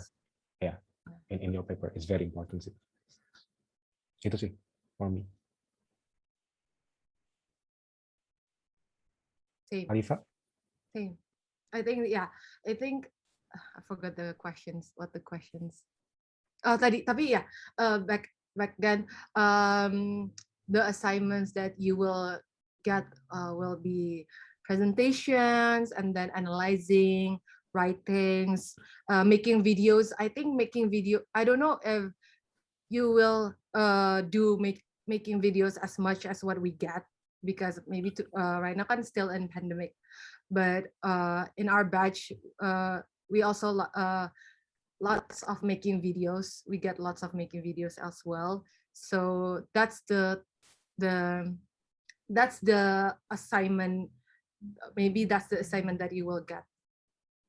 Presentations and essays is the most that you will get. Yes. We make TikTok. You guys made TikTok video already. Oh yeah, see Oh, video. You guys will make video. wow. Bonus point. In our batch, I think TikTok wasn't that popular. Yeah, true. So we didn't make it. We didn't make any TikTok videos. I want to ask something. So Bella here want to ask question. Yeah. How do you pick a good subject for your thesis, and what thought process did you went through your head and with your docent? I don't know what that's called in English. Lecturers. Wait, I cannot hear you guys. Supervisor. Your supervisor. Wait. Ini seru banget deh. This Hybrid is class ceritanya group of friends gitu ya. Apa? Ini kayak hybrid class gitu ya. Hybrid class gitu ya. Hybrid class. They have a choice whether they want to come on site to campus or online. So these 5 girls choose to be on site. So they go to campus. I stick with this 5 girls. Kalian, you guys, kalau ada group project is easier. Very true. Jangan dong, Liv. Oh iya, jangan. Harus solid Oh my dong. god, yeah, you guys socialize. I'm sorry, socialize as well. Tapi maksudnya, if you guys have your own group of friends gitu, kayak you can, it's easier kan. Yeah. Kalau misalnya cuma only 3 people kan, udah ada already have the friends. Benar. Okay, what's the questions? I'm sorry. How do you pick a good subject for your thesis, and what thought process did you and your supervisor lecturer went through to pick your subject? Okay, Liv answer. Yeah, okay. Revi nggak ada ya? Okay. Enggak, I don't have thesis. So for me, at first, kan before you need to write your thesis, we had thesis briefing for communication. So the lecturers like Miss Lily, Miss Karin, and Miss Dian will give you insights and information what topic that is currently going on, or what phenomenon that maybe you can choose for your topic. And back then I also checked my senior's thesis that have a great similar topic with me, and I checked it. And also I was interested in talking about mental health, and also interested in talking about mental health, and also wanted to explore more about podcasts. So that's the thesis that I chose. The topic that I chose is digital storytelling on mental health awareness and Menjadi Manusia podcast. As you guys know, maybe if you guys know Menjadi Manusia talks about life problems, mental health, and stuff like that. And I also use the platform of Menjadi Manusia in podcast, which they deliver their contents in Spotify. So that's why I choose podcast, because I don't think any communication people already do podcasts in their thesis. I think I was the first one who did it. So, and podcast is easier for you guys to like, and not easy, but it is interesting for you guys to analyze. So find something that is interesting in your not in the world, maybe in the communication area. You can find something that is interesting. Maybe you can maybe you can choose podcast or Instagram or TikTok. It's also interesting for you guys to develop. I don't know, eventually kan pasti the era changes kan. Maybe there are more platform that is going to come out. So that's the thing, maybe you can develop more. And also second one, choose supervisor. Yeah, supervisor. Oh, supervisor. Okay. What's the questions? Why I Do you ini apa? How do you work with your supervisors? Okay. So I choose Miss. So before you submit your proposal for your thesis, you will choose like 3 supervisors that you want to get. Last time I think I chose Miss Dian, Miss Lily, and Miss Ayu, I think. And so it depends on your supervisors whether your supervisor will whether the lecturer will take your topic or not. And Miss Dian take my thesis topic. So thank Oh, you. it depends on me. Hah? I choose the supervisors for you. Iya, Miss Lily kan juga tapi supervisor internship, Miss Lily. Beda kan?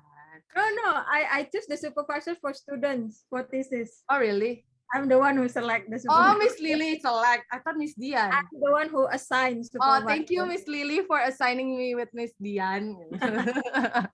Tapi ya, I think aku sama Miss Dian had a great relationship in doing my thesis. I'm active with Miss Dian, and also Miss Dian was also very apa ya namanya, contactable if I want to have bimbingan with her. She also makes sure that I'm in the right progress and also in the right track, and she also makes sure that my writing thesis is already good or not. And I always ask Miss Dian if I'm not sure if I'm not sure if I'm not sure in what I write. I always ask Miss Dian whether I'm already right or not, and Miss Dian will help me and guided me through my thesis journey.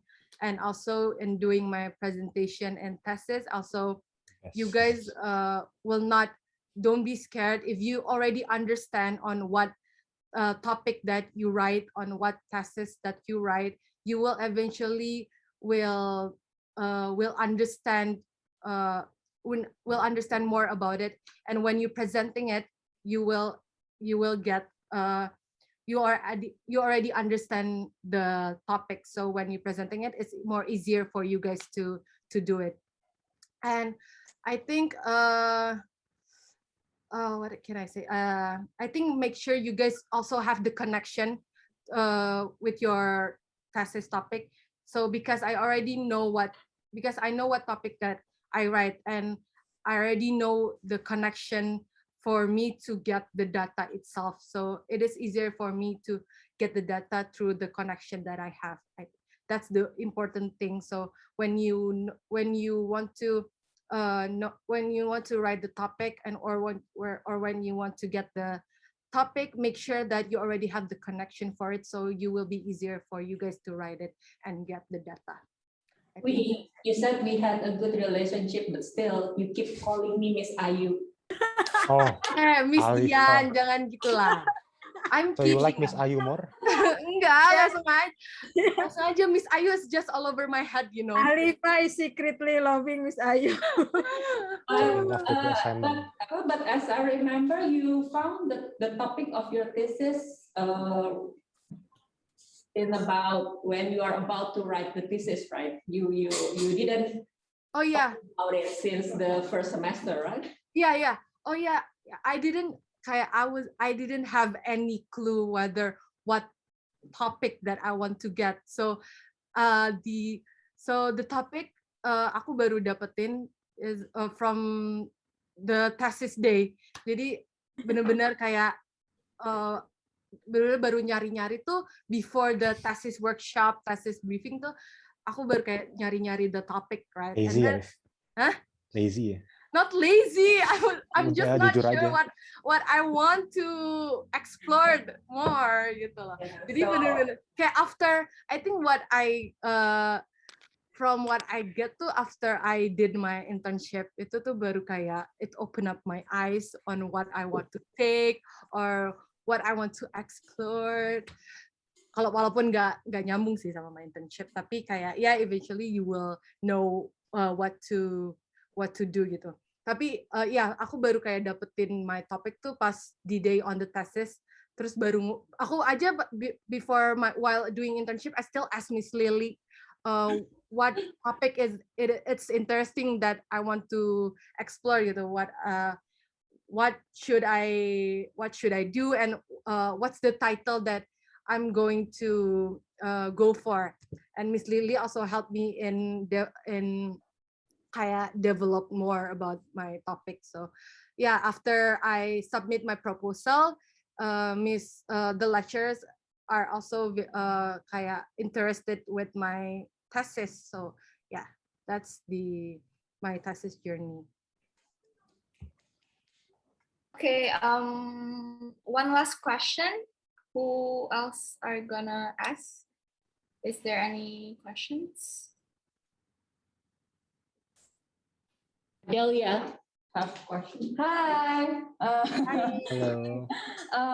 First of all, I want to say, Alifa, congratulations on your thesis. Okay. Thank you.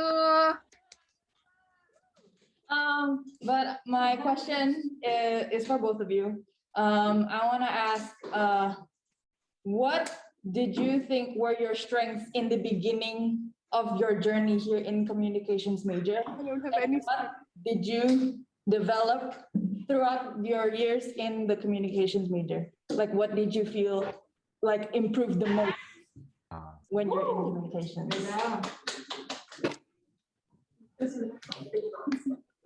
Oh no. Is it? What is the strength? Yeah. What is the strength? I don't have any strength. Yes. I joined communication Tapi because honestly, I have no honestly, choice. I don't kayak apa ya, pas masuk communication or masuk BINUS, I don't know what my strength or my capabilities and kayak finishing my uni life gitu kayak. Tapi well, okay, let me think about it. Coba Rak, you go first. Oke, kalau my strength sih in joining communication adalah because I have no other strength. True. Oh,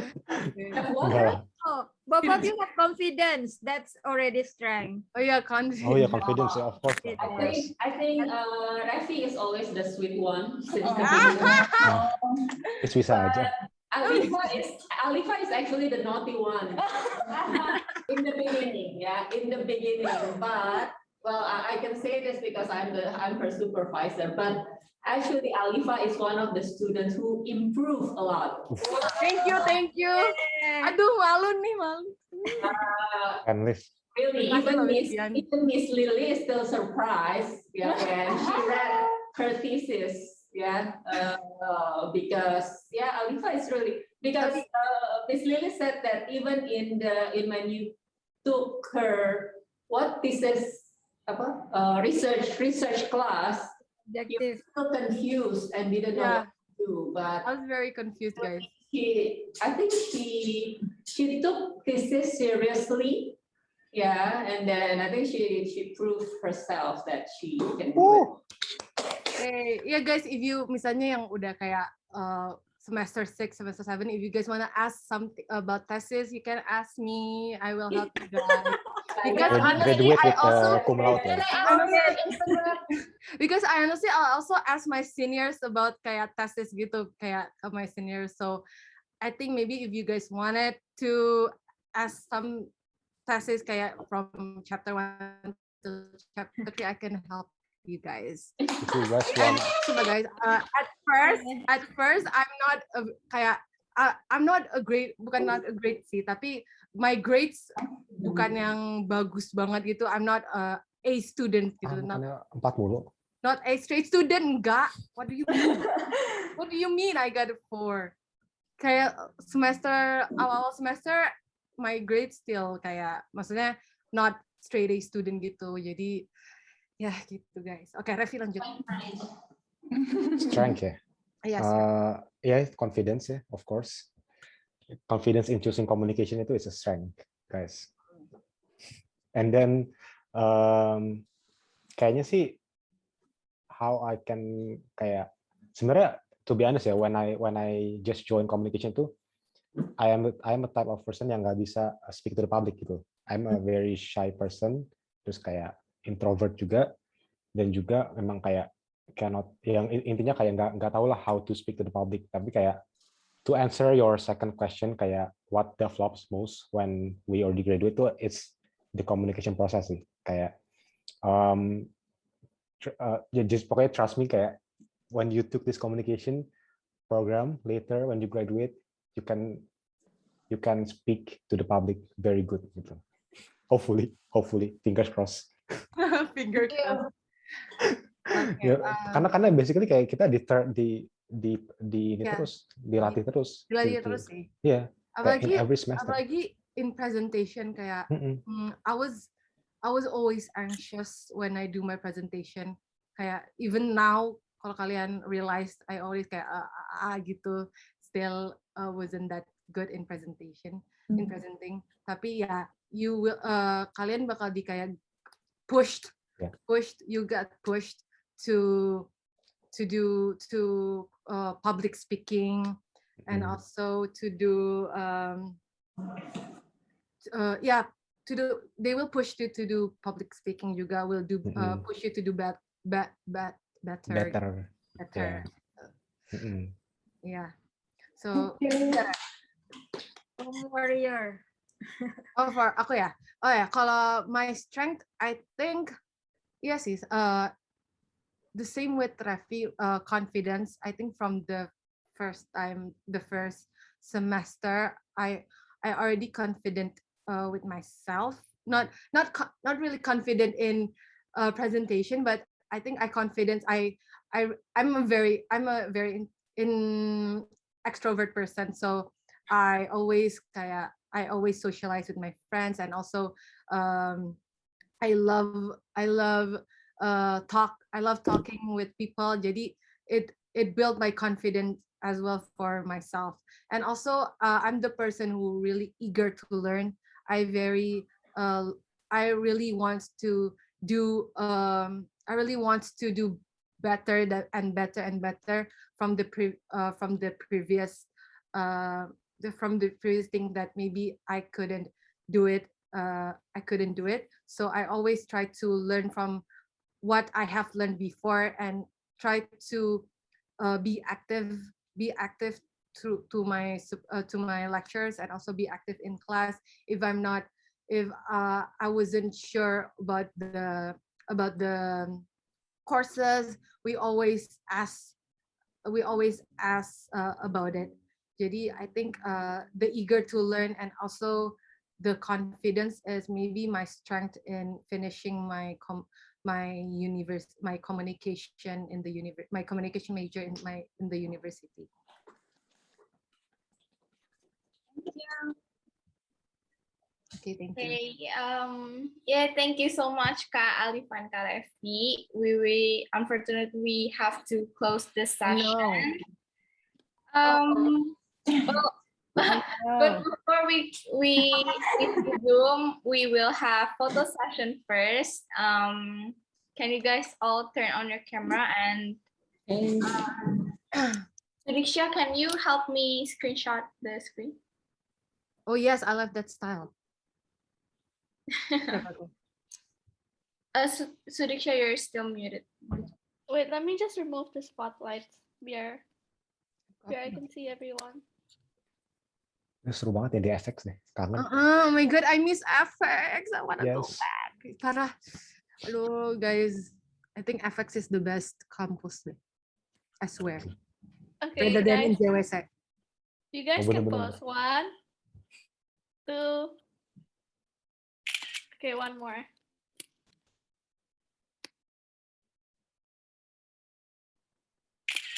Okay, thank you. Thank you. Thank you all. Okay, thank you so much, Kak Refi. I'm sure we all learned a lot from your sharing. Thank you so much for attending this Zoom class. You guys now can leave the Zoom. Thank you. Thank you, Okay, thank you all. Thank you, Miss. Good luck. Best of luck. I have. Oh, okay. Ada yang manggil aku?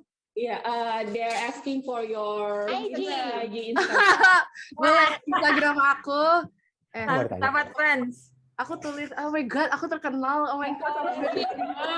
Ya udah aku live aja deh. Ya udah aku live aja deh. Live aja. Aku dari Kamis. Ini aku salting. Oh my god. Kok nggak bisa sih? Nanti yang Nessa, are we using the same link or different?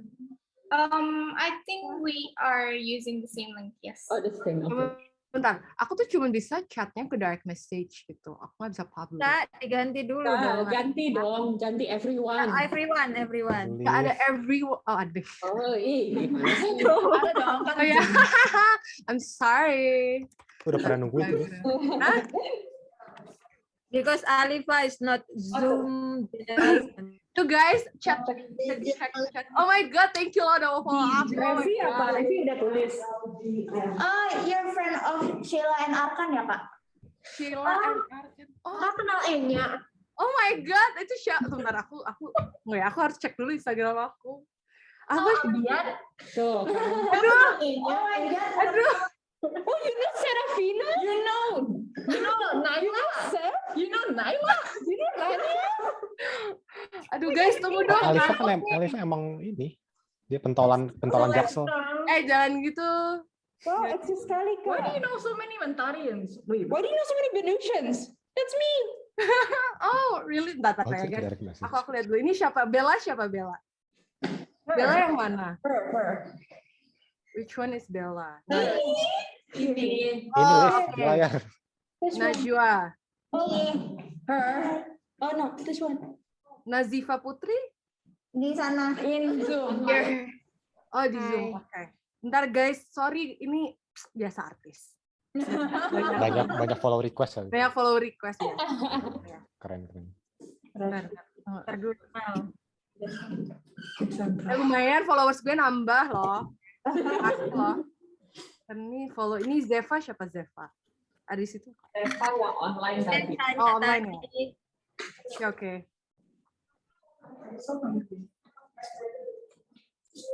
Banyak kayak kita mutualnya.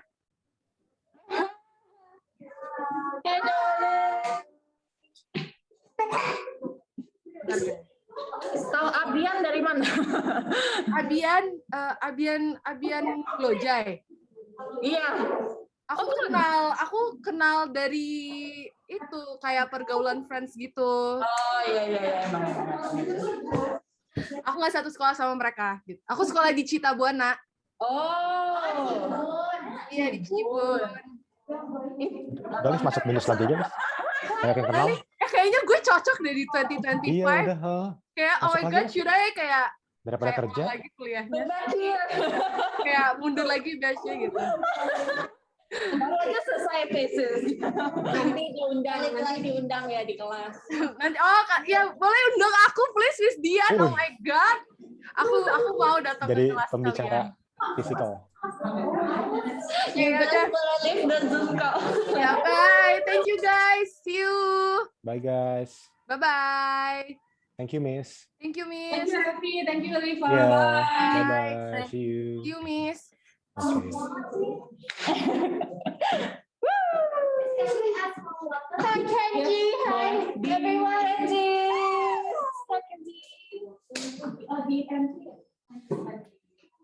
Zevanya masih ada aja.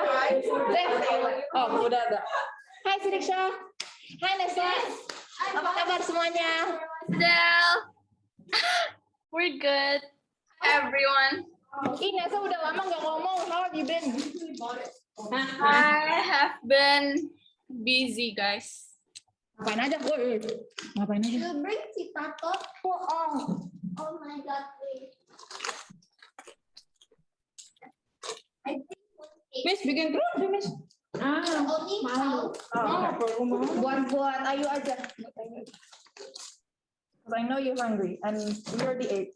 When you eat, Mana ya? Belakang. Oh. Tadi apa ya? Kashiwa.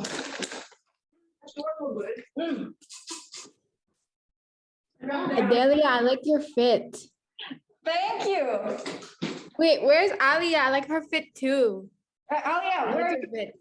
And Ayu's. Cute. And oh my god, this is so cute.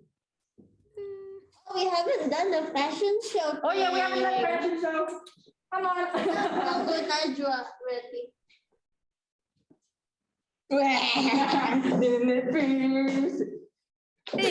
Recording. I'm going to pause the recording. Okay. It's me, Miss Audrey, and I'll That's Audrey. start. Yeah. All right. Good afternoon, everyone. Welcome back, and let us begin our last session for today.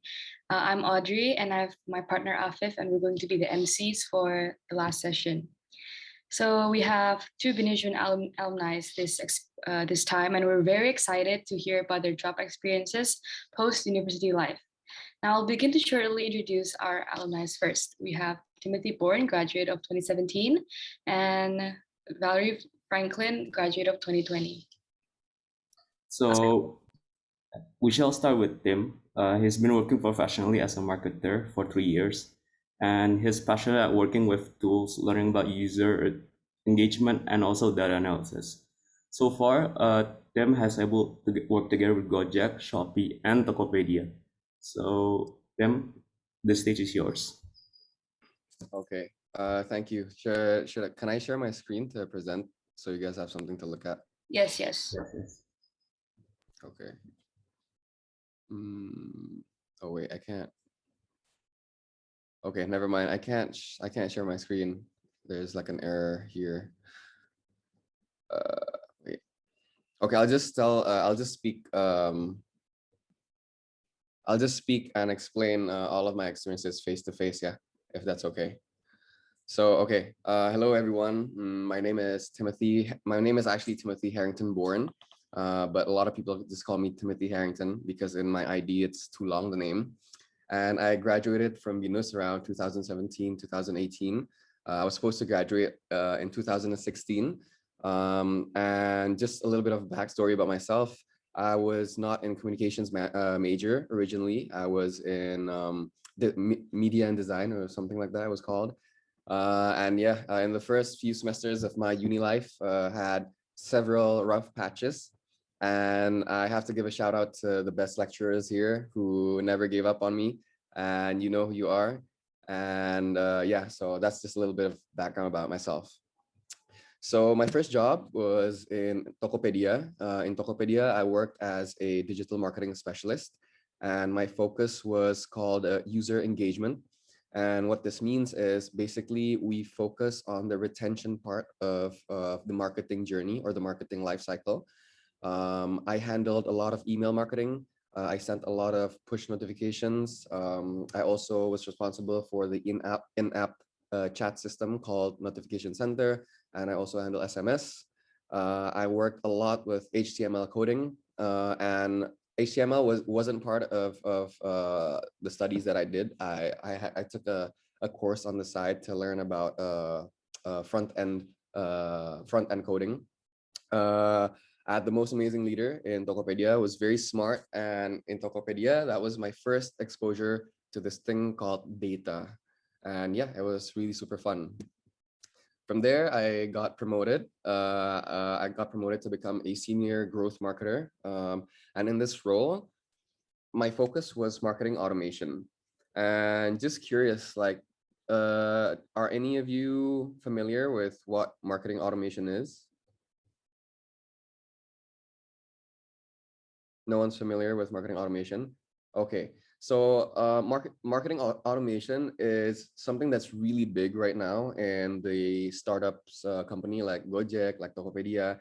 And marketing automation basically means that you're creating marketing efforts based on the behavior and the action of your consumers. So for example, let's say you shop in Tokopedia. So you add your product to the cart, but then you don't finish the transaction, right? So the CRM tool or this platform that we use in Tokopedia, that tool will analyze your behavior. So for example, let's say Miss Dian added chocolate brownies to the cart, but then she didn't transact. So the system will automatically detect that, and the system will send a push notification to Miss Dian's account to let her know that Miss Dian, selesaikan belanjaan kamu sekarang. Finish your transaction right now. So that way we push the consumer to the next funnel and turn Miss Dian to a converting user. So yeah, something like that. That's just a very brief explanation on what marketing automation is. And in this role, it was very, very tough and demanding because it was also a merger of two other divisions, which was product and merchant marketing, which I won't go into right now because it's too detailed. And yeah, basically I stayed in Tokopedia for around, I think it was 2 years. And I thought to myself, okay, this is my first job, and like I got a bit bored and I wanted to try different things. So I moved to Shopee and I handled Shopee Pay specifically. And in this role, the official name of the role was marketing project. And yeah, I basically stayed for 5 months. And in this role, I was more towards the role was meant more towards like a marketing support role, where my job on a day-to-day basis was basically create banners and be the supervisor on the designs of the campaigns, KVs. KVs is key visuals. So for example, let's say there's a campaign called Super Online Deals, then I'm the one responsible for creating the banner, making sure that it's up to the company standards, and then also approving banners as well. And then I also was in charge of being the middleman between marketing and the social media team, making sure that the captions are right, making sure as well that the brands that we're currently promoting, their logos are inside the banners, and so on and so forth. So I stayed in Shopee Pay for I think around 5 months before I decided that, okay, maybe this role, it's a little bit too monotonous for me. It's a little bit too predictable. So I thought, okay, I'm just gonna try look for something else. And then here I am right now in Gojek, and I work as it's a very long title. It's called Consumer Insights and Lifecycle Marketing Manager. But in short, it's just basically, it's a combination between marketing and also data analysis. And in this role, it's basically, if anyone is familiar with Palu Gada, apa lu mau gua ada, that's basically my role right now. I'm involved in literally almost every divisions divisions that exist in Gojek. I'm involved in product, I'm involved in research, in marketing, in business, in CRM, in branding. And my involvement with those groups, basically, I'm basically the data guy for every needs that everything that they need. So for example, let's say from the branding team, they're trying to create a region-based campaign, and they want to know how many transacting users there are in Jakarta, Bandung, Medan, for example, let's say. And that's one very simple example. So my job would be to go to our database and look at the data and tell them and give them insights and basically say, okay, I think the campaign will be a success because there's a lot of transacting users, there's a lot of traffic, and so on and so forth. So that's my main responsibility here. The second responsibility is I'm basically the guardian angel of the OKR performance of the whole division. And what this means, for those who are not familiar with OKR, OKR is basically objective key results. And it's basically euphemism for like target. In companies you have targets to meet, and OKR is basically your target. You'll hear once you start the work, you'll hear words such as OKR and KPI, which is key performance indicators, and those are basically targets. So yeah, I'm like the guardian angel of the targets that we need to meet on a monthly basis. I basically look at the data, and if there is a division or if there is a person who's not meeting the targets, I would go up to them and ask them like, hey, what's happening? You're not meeting your targets. Like do better and and so on and so forth. And the last thing, my last responsibility for this role in Gojek right now is basically give insights on experiments that other divisions want. Well, this is basically the same as the first point, but it's more inclined towards the client and client relationship management, which basically means like, so let's say from the CRM team, which is the client relationship management team, they're trying to retain more users by giving them like better promotions. So before they jump into that project, they need to know all the problem statements. Is it actually worth it? Is it actually worth it for them to do the experiment? What are the resources that they will need to do the experiment? Is the experiment going to be statistically significant? And yeah, basically all the details that they need to know before jumping into the experiment. So that's my career so far over the span, I think, of coming to 3 years this October. And yeah, maybe I think just to add to everything, I think, is it correct that you guys might be curious on how communications as a major helped me in either getting those jobs or like, I don't know, like, do you guys want to know how it helped or? Yeah. Is that a yes, miss? Or? Justin, so just share how your study in communication has helped you to be where you are at now. So the process of it. Okay, sure thing. So with communications as a major, okay, I think I need to step back first a little bit, right? When it comes to college, this is what I've learned so far, right? When it comes to university life or college, you get to learn two things, right? The first thing that you learn is the discipline and also basically it's the personality that you build during your years in university. So it's like the soft skills that you learn when you're taking your major. And the second thing that you learn is basically the major in itself, whatever you specialize in, whether it's economics, communications, business, whatever.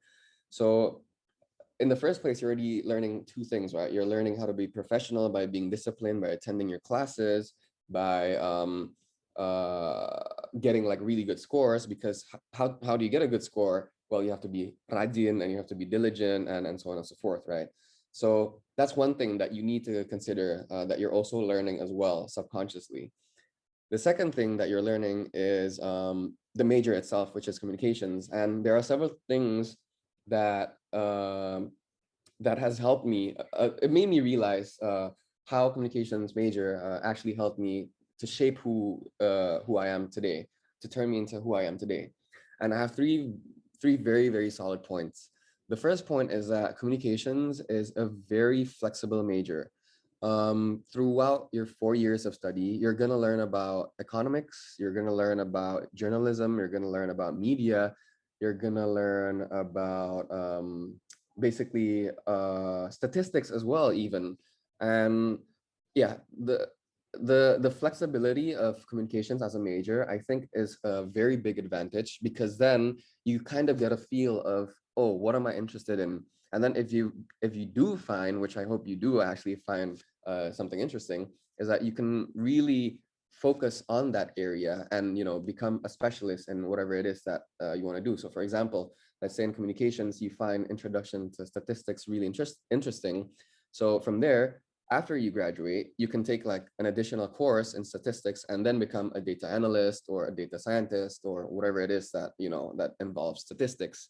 So that's one thing, which is what I did with the coding as well. Like I was really interested. I was interested in the statistics, and also I forgot what the name of the class is. I think it was something about design or something. I was really interested in design, and I was also really interested in the technical aspect of statistics, and that made me want to learn coding somehow. So from there, it led me to learn how to code, and then from after I learned how to code, I landed a job in Tokopedia. So that's just one thing, right? Second is, it also kind of relates to the first point, is that communications as a major, it's a major for all the right brainers and the left brainers. If you're not that if you're not that fond of all the creative aspects in the media world or the communications world, you're gonna learn about numbers as well, which I just mentioned, economics, statistics, and I think there's also gonna be numbers in introduction to marketing or something. I don't really remember, but yeah, you can work on that side of your brain if you do enjoy those things. But you can also you're also going to have a lot of fun if you don't like methodical subjects. You're going to learn about design. There's a class where I think it's an elective or something. There's a class where you can just paint and maybe, you know, shape your creativity there. There's also writing classes for those of you who likes to write. Creative writing, I think the class is called. And, you know, there's many other subjects that I can't remember right now. So I think that it's good, you know, it's a balance between the left brain and the right brain as well. And my third final point for communications as a major is it's a major that's gonna help you progress into masters. Let me rephrase that. It's a major that's gonna provide you flexible options for progressing into your masters. So for example, if you take business, if you want to take S2, you most probably will have to focus on some things like MBA or maybe something business related, right? Because it's just like one tunnel vision, it's like one path. But with communications, you can go to psychology, you can take a master's in psychology if you want. You can take a master's in journalism, in mass media, in communications. You can also take an MBA even if that's what you want. And you can also take an master's of, I think, masters of marketing or something like that. I don't remember. But yeah, those are three very solid points that I think why I chose communications as a major, right? Maybe the third point is not as applicable as it is for me because I'm actually choosing to work first, and I might do my master's in the next 2-3 years when I'm 30 years old. So yeah, it's just my personal preference that I just want to work right now. So yeah.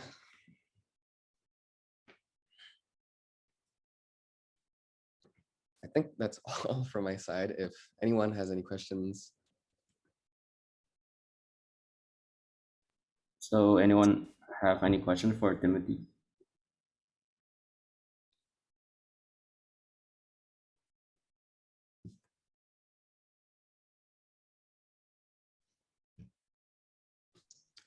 Sorry, is it okay if I ask a question regardless if I'm level? Kenji, should we process to Valerie first or you want to take a Q&A now? It's up to the moderator. Do you want to? I think we can directly move on to Valerie, and then meanwhile, everyone can think of a question and send it to the chat box. Okay. So it's more compiled. Yes.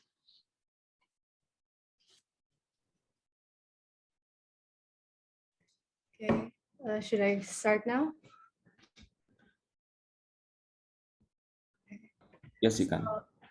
Hi, everyone. It's really nice to virtually meet all of you here. I know that it's kind of unfortunate that we couldn't meet in person, but I hope that you guys are enjoying all this orientation process and this first day of going to university.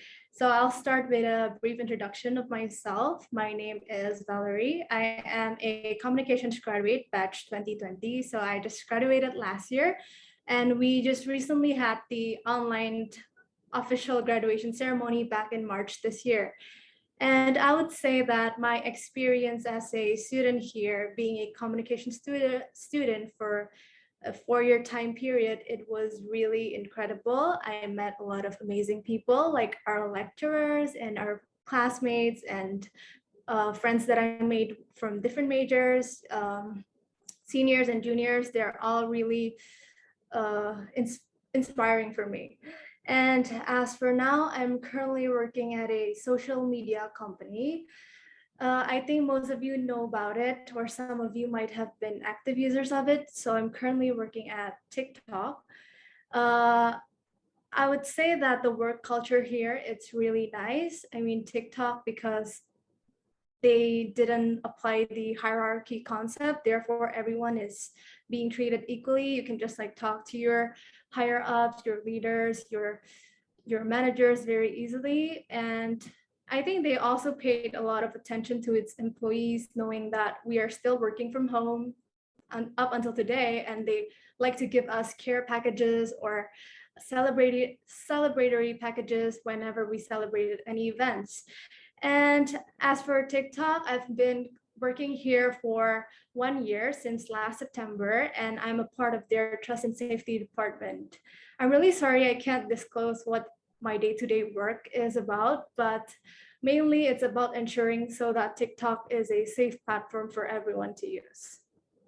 And even though I think that working here is really nice, my colleagues are really helpful. They have been very supportive since my day one, but I realized that there are actually a lot of activities that I took in university that have helped me to get my adaptation process better.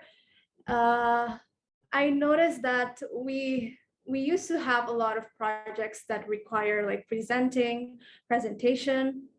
And here, I mean, there are a lot of people who find presenting hard for them sometimes, or it's just like very mortifying. But since we are always trained to be able to present in front of a lot of people, and our daily assignments usually require us to just present in front of our classmates, I'm kind of getting used to that process. And whenever I like work here, because this is my first official job after graduating, I always think that if my lecturers didn't push me to do this, I think I wouldn't be able to like do this easily or do this as easier as I thought. And I also noticed that there are several classes that when I first heard about it, it's really interesting. And I didn't think that I would be taking those kind of classes like speaking in public and performing, or acting class, or just classes that really it came into my mind. And sometimes I thought, why should I be taking these kind of classes? But after that, I kind of realized that here communication is really wide, and you can actually be anything out of here. And our lecturers and the programs have actually pushed us to just explore which part are we passionate about. So during the first semester, we had a lot of events. It's called TMT, or Tech Media Talk. So that's an event that communication students actually held, and we just hosted that event, invite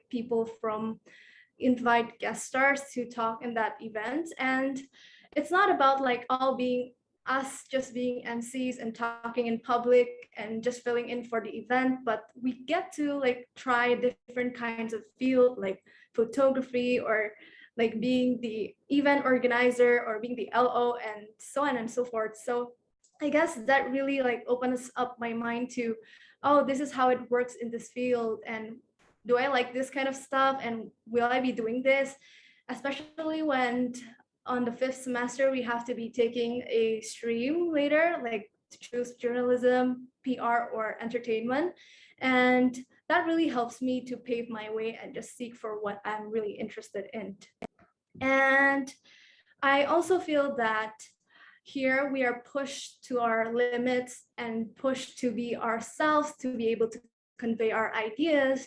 And that's really a great thing, because when working in a company, I feel that a lot of times it requires teamwork. So you should be able to like talk or convey your ideas to your peers just so easily, that sometimes I feel it's kind of hard if we didn't practice, because sometimes we just feel, oh, this is too inferior and I just don't want to share my ideas. Maybe they'll think it's too dumb or it's not important. But being here, I was taught to be like how to express your ideas and just don't be afraid to like try new things. And also like here in communication program, there's one period of time that we actually had a lot of international students who came to BINUS, and and is enrolled in the same class together as us. So we actually had our classes together.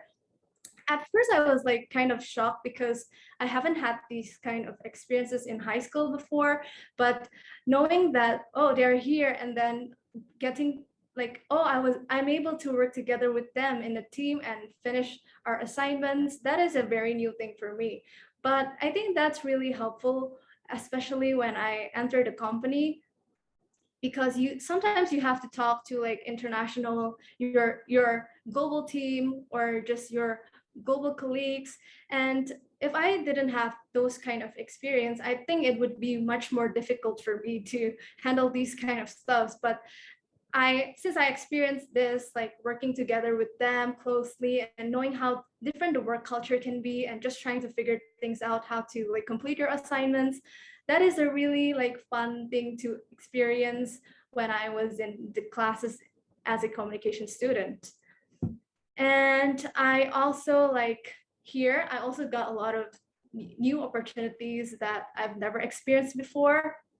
I think because I am a fresh graduate, so considering that my peers have much more experience than I do, I started to look back that actually I had like several activities that helped me to adapt better. For example, like organizing several BINUS events, like being a committee, or I also went to Tokyo Metropolitan University for 1 year student exchange program.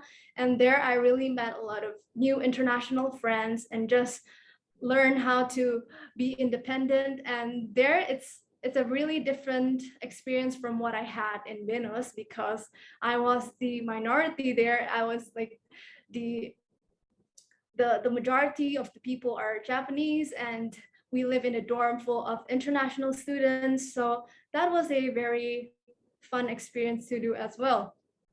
And this is like how these activities are very impactful for me, and they help me to just like build myself, build my confidence, and being able to like express myself, my ideas to other people, and just how to like present easily to others.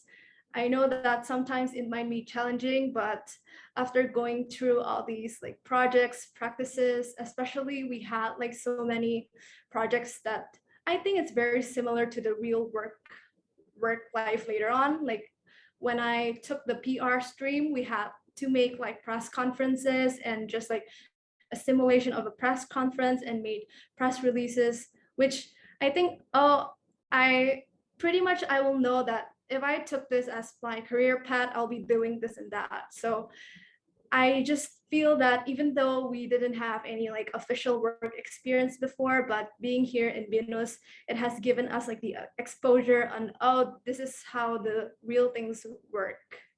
And I think that's it from my side. I hope that you can find this insightful. Thank you.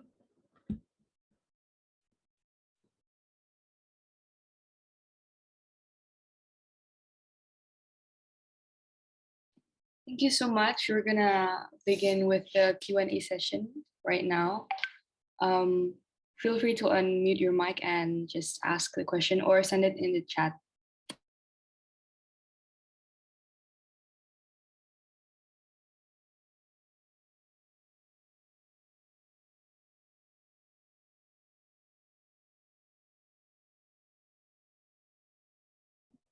I think Honey has already input the question in chat box.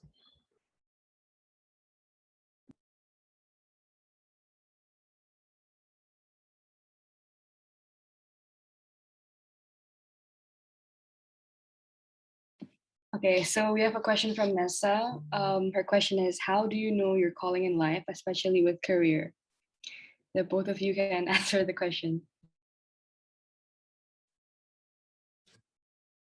Valerie, you want to go first on this? Oh, maybe you can go first, Timothy. Okay, sure. I think should we go through Honey's question first because she asked? Okay.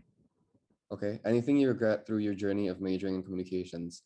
There is one thing that I regret, and that is I should have been a better student in the first 2 years. I should have studied more and like focused more during my studies in communications. As for the major in itself, to me, looking back, there's not much there's nothing at all that I regretted. And yeah, that's a brief answer for that question. What about you, Valerie? For me, for the program itself, I think everything's okay. Everything is so fun. But personally, when I was in my first semester, I was kind of like still a shy person. Like when people told me to do like present in front of everyone, maybe I won't go all out. But I think that's one thing I regret the most, because I mean, you should be like feeling really like confident since the beginning. I feel like that.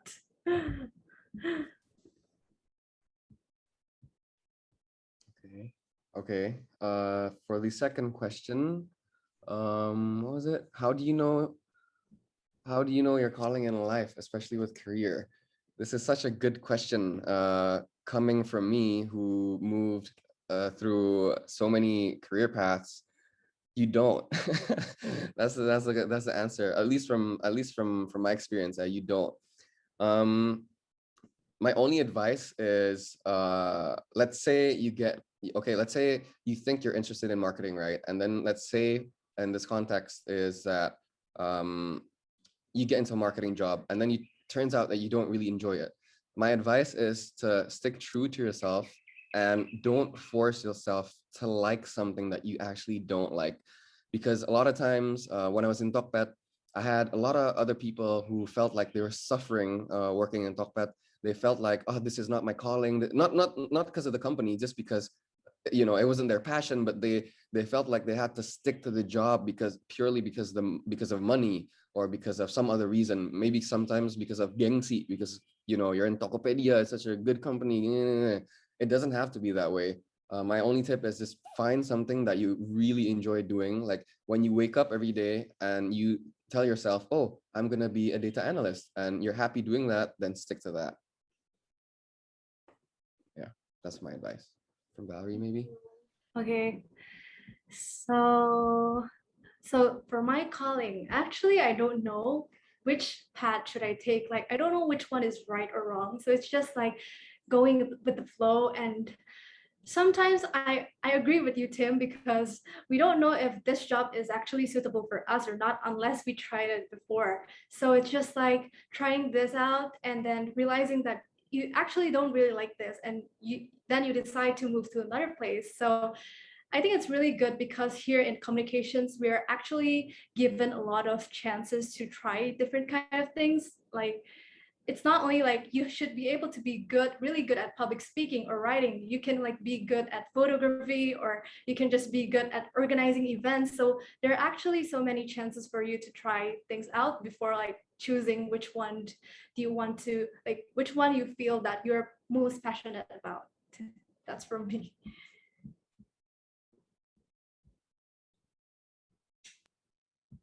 So thank you. And there's a question for Valerie from Sudiksa. Okay. What do you I think I see a question. Oh, you already see a question. My- Okay. So yeah. Yes. Can you hear me? Okay. What do you think makes someone a best graduate? Okay. So this is actually kind of surprising. I didn't expect for this title at all, but I would say that just give your best shot at everything you do, and don't just like hinder yourself, just like restraining yourself from doing something that you really like.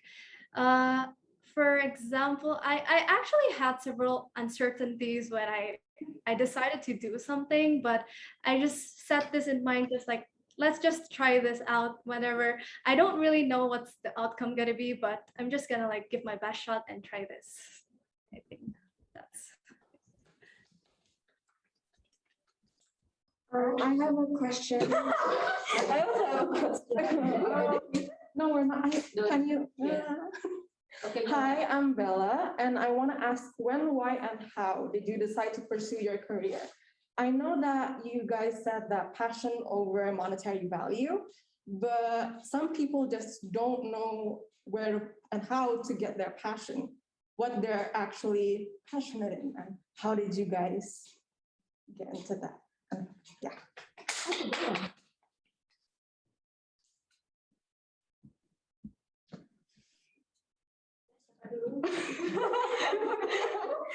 Okay, maybe I'll answer first. So, like, how to figure out this or not?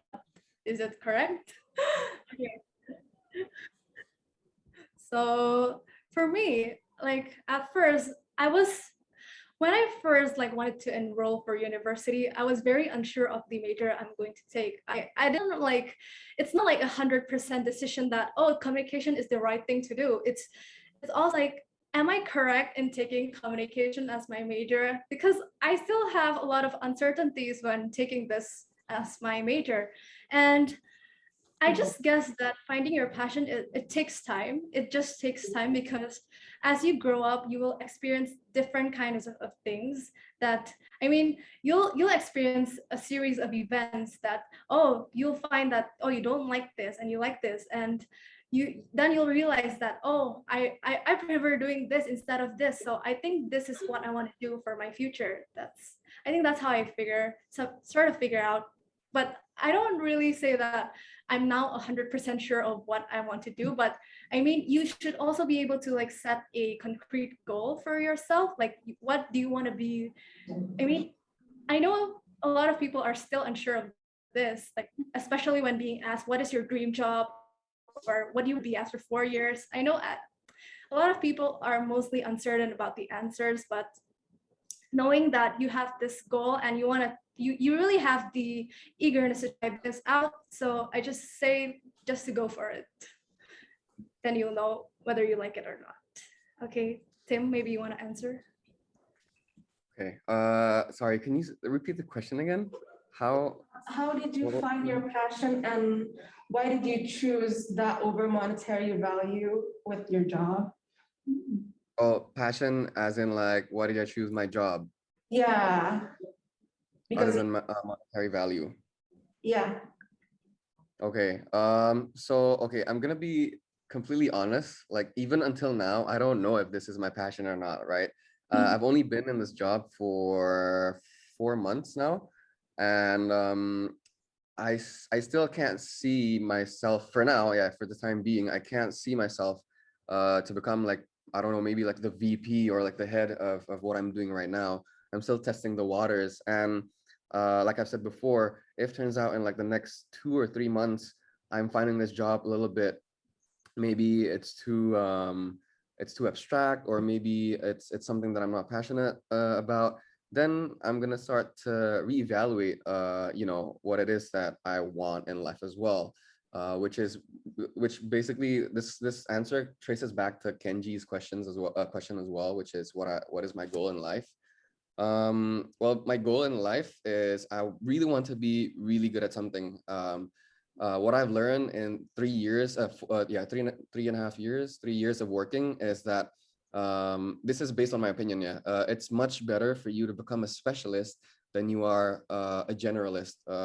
It's better for you to become really good at 1 or 2 things, or just be okay in a lot of things. And that's what I'm trying to do. That's my goal in life. I'm trying to see right now if I can be a master in this current job that I'm in. If I can't, then, you know, I also have to take into consideration time as well. I can't keep on jumping jobs, you know, between different jobs for the rest of my life. I have to stop at one time and, you know, just settle for good. And to be completely honest, I'm still finding that. I'm still trying to find that as well. I think it's easy. I think this is easier for those who are very, for those people who are very like tegas sama diri sendiri, and it's very bad for people who are labil like me, because sometimes I don't know what I want as well. So yeah, I hope that answers your question. Thank you, and I hope you get to that journey quicker and more smoother. Yeah. Okay, I see another question. Did you have to sacrifice anything in order to get where you are? Okay. For one, I think what I have to sacrifice the most is my time and energy to get to where I want, because as Tim said before, I think it's better for you to be like really good at one or two things, or just one thing is really, it's okay, but you should be really good at that. And I think for that, you need to dedicate a lot of your time and energy to learn more deeper about that, instead of like just knowing the things generally. So I think that's what it takes for you to like master something, and most of it is taking your time and energy more. Okay, another question is, how much do you think that university prepare you for where you are right now in life? Tim, do you want to answer first? Which one is that? Which question are we up to right now? From Sasha. From Sasha. Oh, how much do you think did university prepare you for where you are right now in life? In life, yeah. So not in career. Am I right or am I wrong? I think you can do both of them. We would like to know both. Okay. Okay. So maybe in life, kali ya, pertama-tama. Oh wait, does everyone speak Indo here or? Honey doesn't. Oh, okay. I'll speak in English then. So in life, like I said, I was not a grade A student. In the beginning of uni, like, yeah, I didn't do really well, and I only picked up the pace. I think around semester, I forgot. I think the last 2-3 years of uni where I really pick up the pace, and I told myself like I need to be more disciplined and so on and so forth. And I think the fact that you have to be disciplined, and a lot of people, I think especially freshmen, they tend to be a bit, lazy, and they also question like, what's the importance of good grades? And in actuality, it's not about the grades themselves, but it's about the effort that you put in to, to bring the best to the table, to bring like, how do you say it? It's about like showing, to the best of your ability what you can do. And that's the aspect of like, getting good grades. And I think that's one thing that was never taught to me in when I was in uni. So yeah.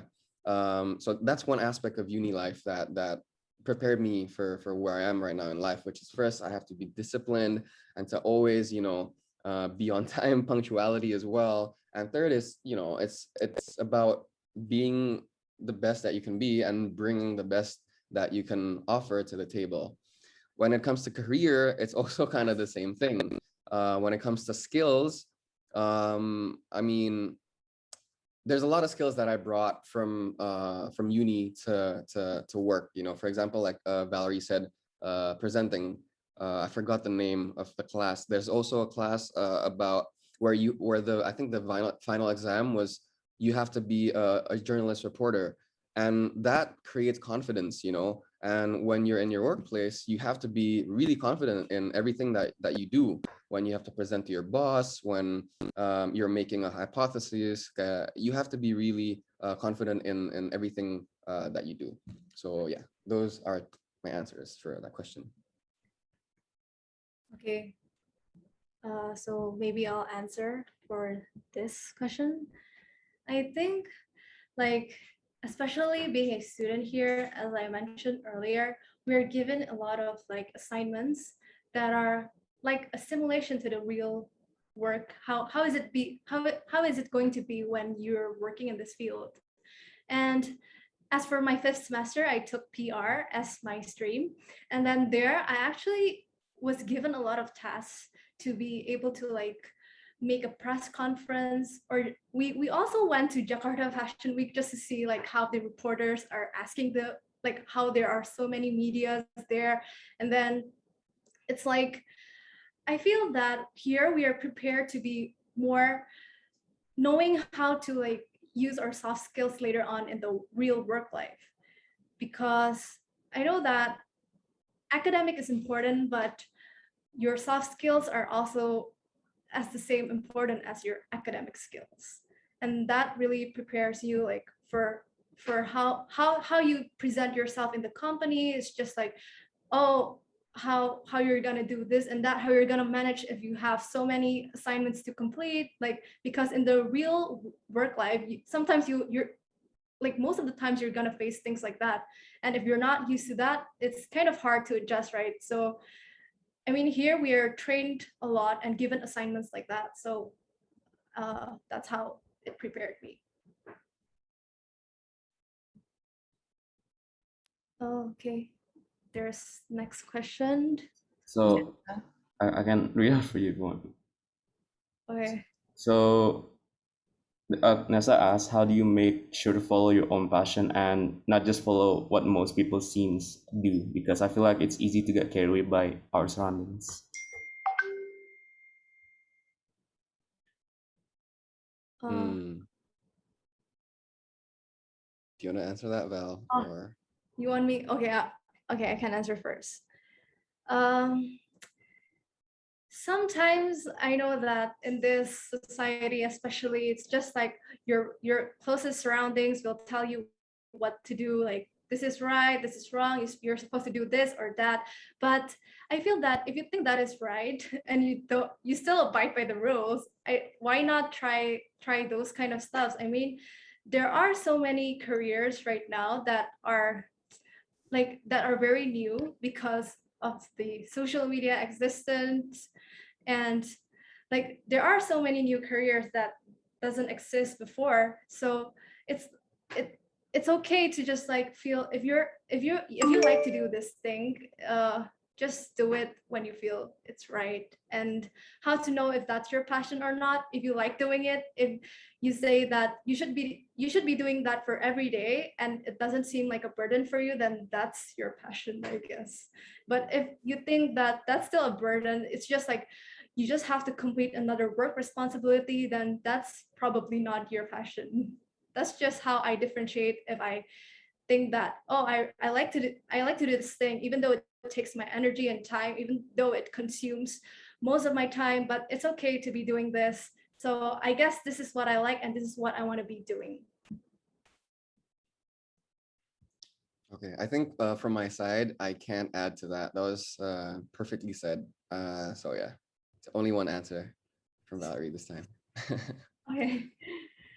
Okay, Next, I was wondering, what was your first job and how did you earn it, Tim?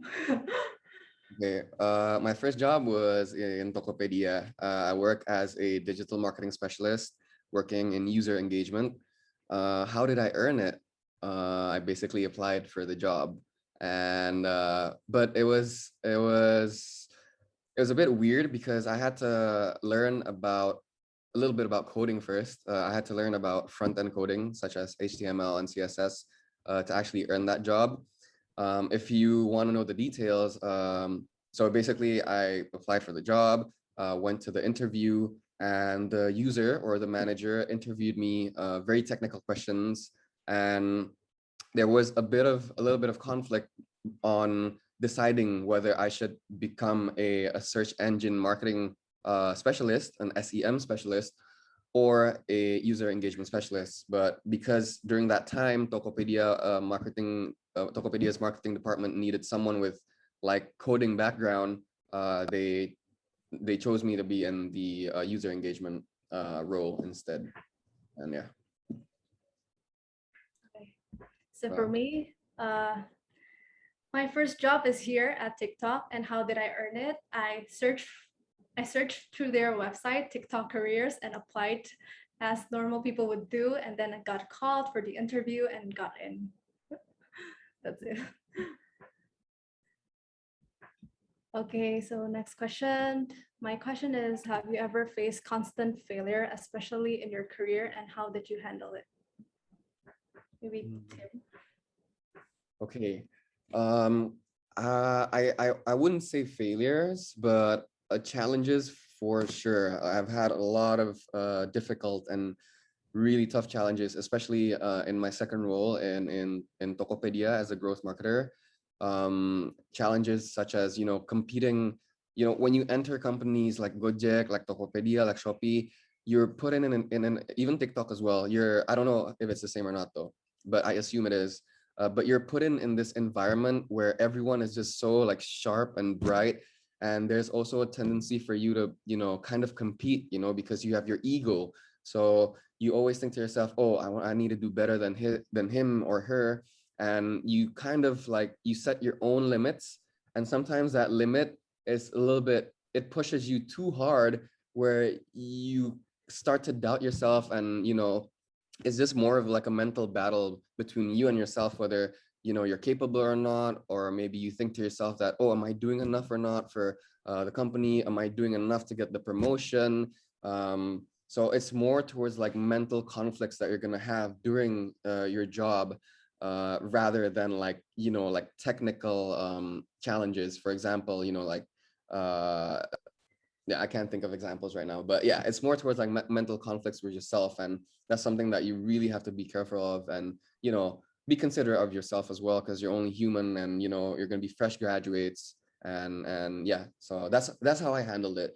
I handled it by telling myself that it's fine, it's still a journey. I've only been in the job for like X months or X year, and just try to progress on your own like speed, or pace. But at the same time, you also have to adapt on the company space as well. Just because the company is moving fast and you can't keep up, that's also not something that you should be too easy on yourself.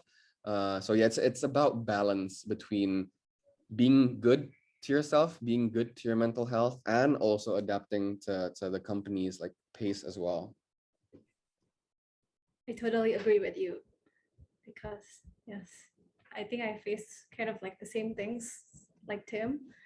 I know that especially nowadays, companies are really fast paced. Like everyone, your peers, when you see them, like, oh, they're so experienced in these kind of stuff. So why can't I do this? Like, yeah, sometimes you just like look back and see, why can't you do this and that? But just motivate yourself every day that you can actually do it. Okay, next. How long did it take you to find work after graduation? It took me around, I think, 4 months. Okay, but I'm gonna give you guys a really good tip. Okay, once you start, once you're finished with uni, apply to as many jobs as you can. That's my really important tip. Like, of course, you have goals. Maybe you want to go into Unilever, or maybe you want to go into Tokopedia or TikTok or wherever it is. But the reality is that might not happen. You're not always gonna get what you want, and you have to come to realization that's that's the reality of things. So you need to have options and apply to as many jobs as you can. Don't be very selective, because there's thousands of other fresh graduates that's also applying. Yes, I agree with you again, Tim. So for me, I think after passing my thesis defense, it took me 2 months to get my first job. And then how I did it is actually the same as Tim. I applied to many like job openings and the platforms, all the platforms. I just search up for jobs and just applied to as many as I can. Then I got in. Okay. I think next question is for you. Why communications? Most comm students hate quantitative stuff while we seem to love it. Okay, maybe this is like a wrong perception that you have of me. I don't like quantitative stuff. Okay, I hate it. I hated it as well. But and I didn't do good at I didn't do good in like statistics as well. However, after I graduated uni, I had to come back to it just a little bit, just understand like the very, very, very basic concepts of statistics. Because if you're gonna get a job in digital marketing or let's say in partnership or business, you're gonna have to deal with a lot of data, and you're gonna have to deal with a lot of analysis. And to me, like right now, you guys are at a spot where you can still learn those things before you get into a job, right? So that's why I told you guys, like, don't, you should look into statistics and like quantitative subjects. Look at it from a different perspective. I know it sucks, numbers, and like what do you call it, calculations and all that. It's not good. But if you're able to understand just the concepts of it, it'll be way easier for you to understand concepts in your workplace when it comes to like data analysis and yeah, everything related to numbers and data.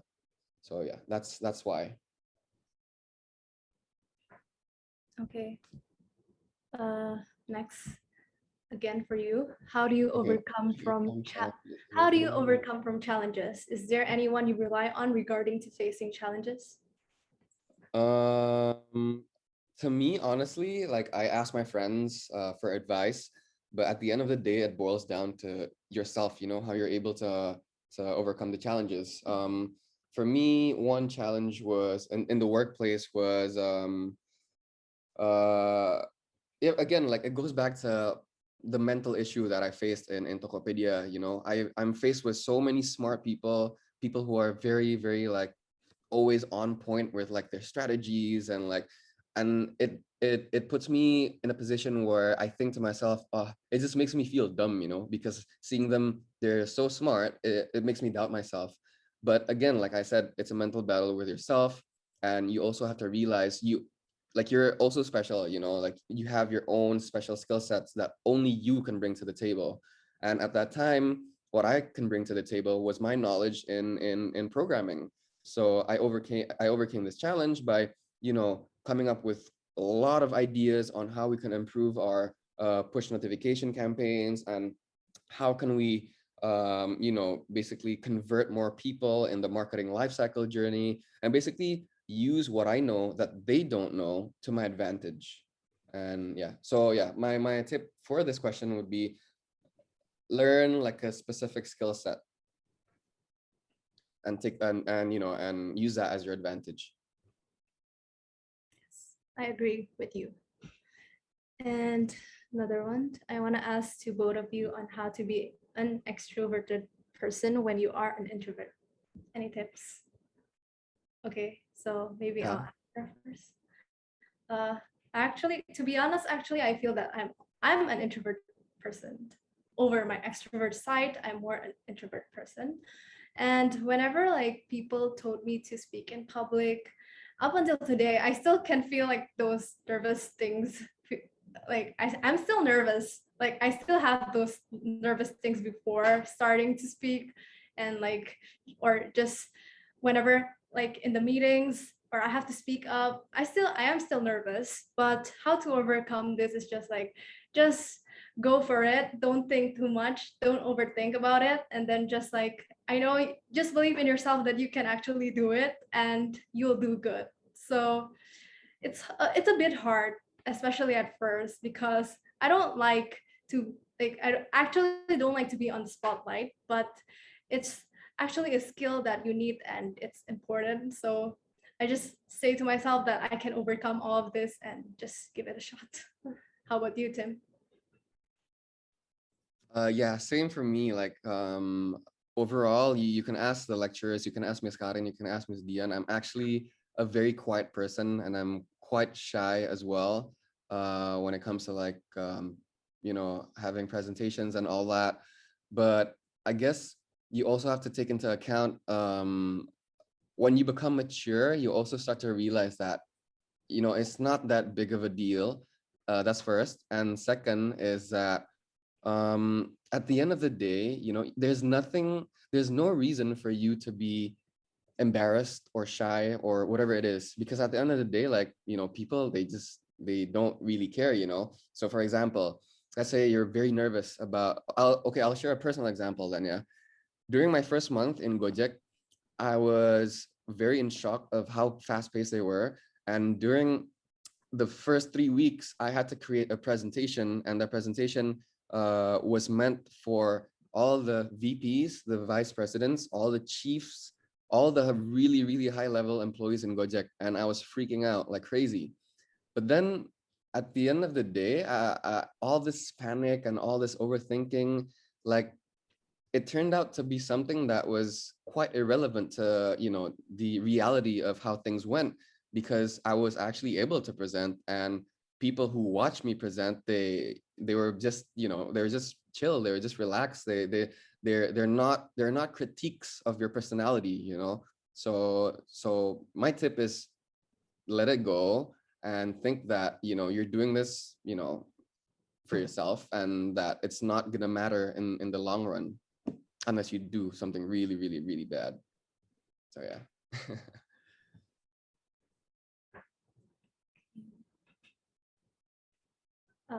How do you make sure you have a good social network? Any tips on how to make a good quality friend group? Maybe Tim, you want to answer first? Yeah, how to have a good social network. Oh man, I don't have a good social network. I stick to my high school friends. Any tips on how to make good quality friends groups? Oh, that's tough. I think my only tip is if it takes you to become another person to hang out with some other people, then that's not your group of friends.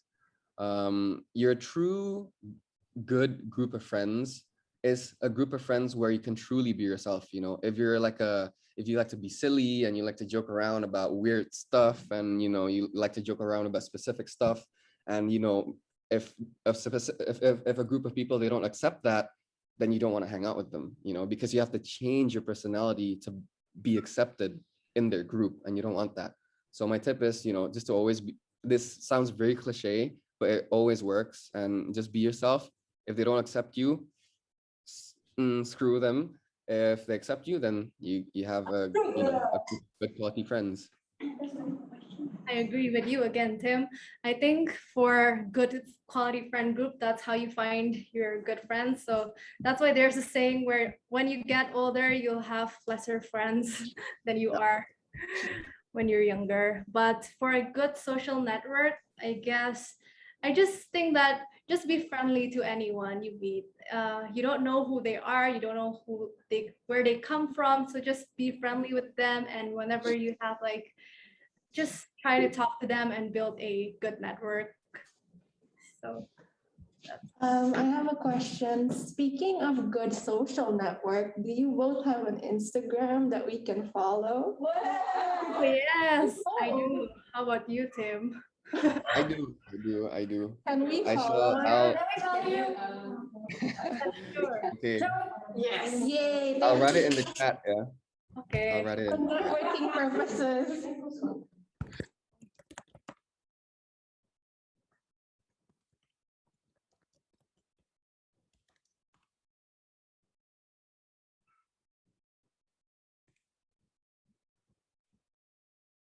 Okay, there's another question. As a communication student, we will be facing a lot of presentation as our assignment, and sometimes a lecturer or friend would ask question. Is there any tips on when we don't really know the answer to the question? Because it can get really scary and intimidating sometimes. Oh yeah, I agree that yes, there are some cases where presentations can get really scary and intimidating, especially when your lecturers start asking you questions about your presentation and you just don't know the answer to it. I would say that if you do on your assignment on your own, I guess pretty much you'll know about the answer to the question. But if you really don't know, then just say don't know. Then we just need to say I don't know the answer to that, except if we know. But mostly you should be able to know the answers because you're the one who are making the assignment. But if you actually know it, just take time and breathe and just think about it, then start to answer for just answering impulsively.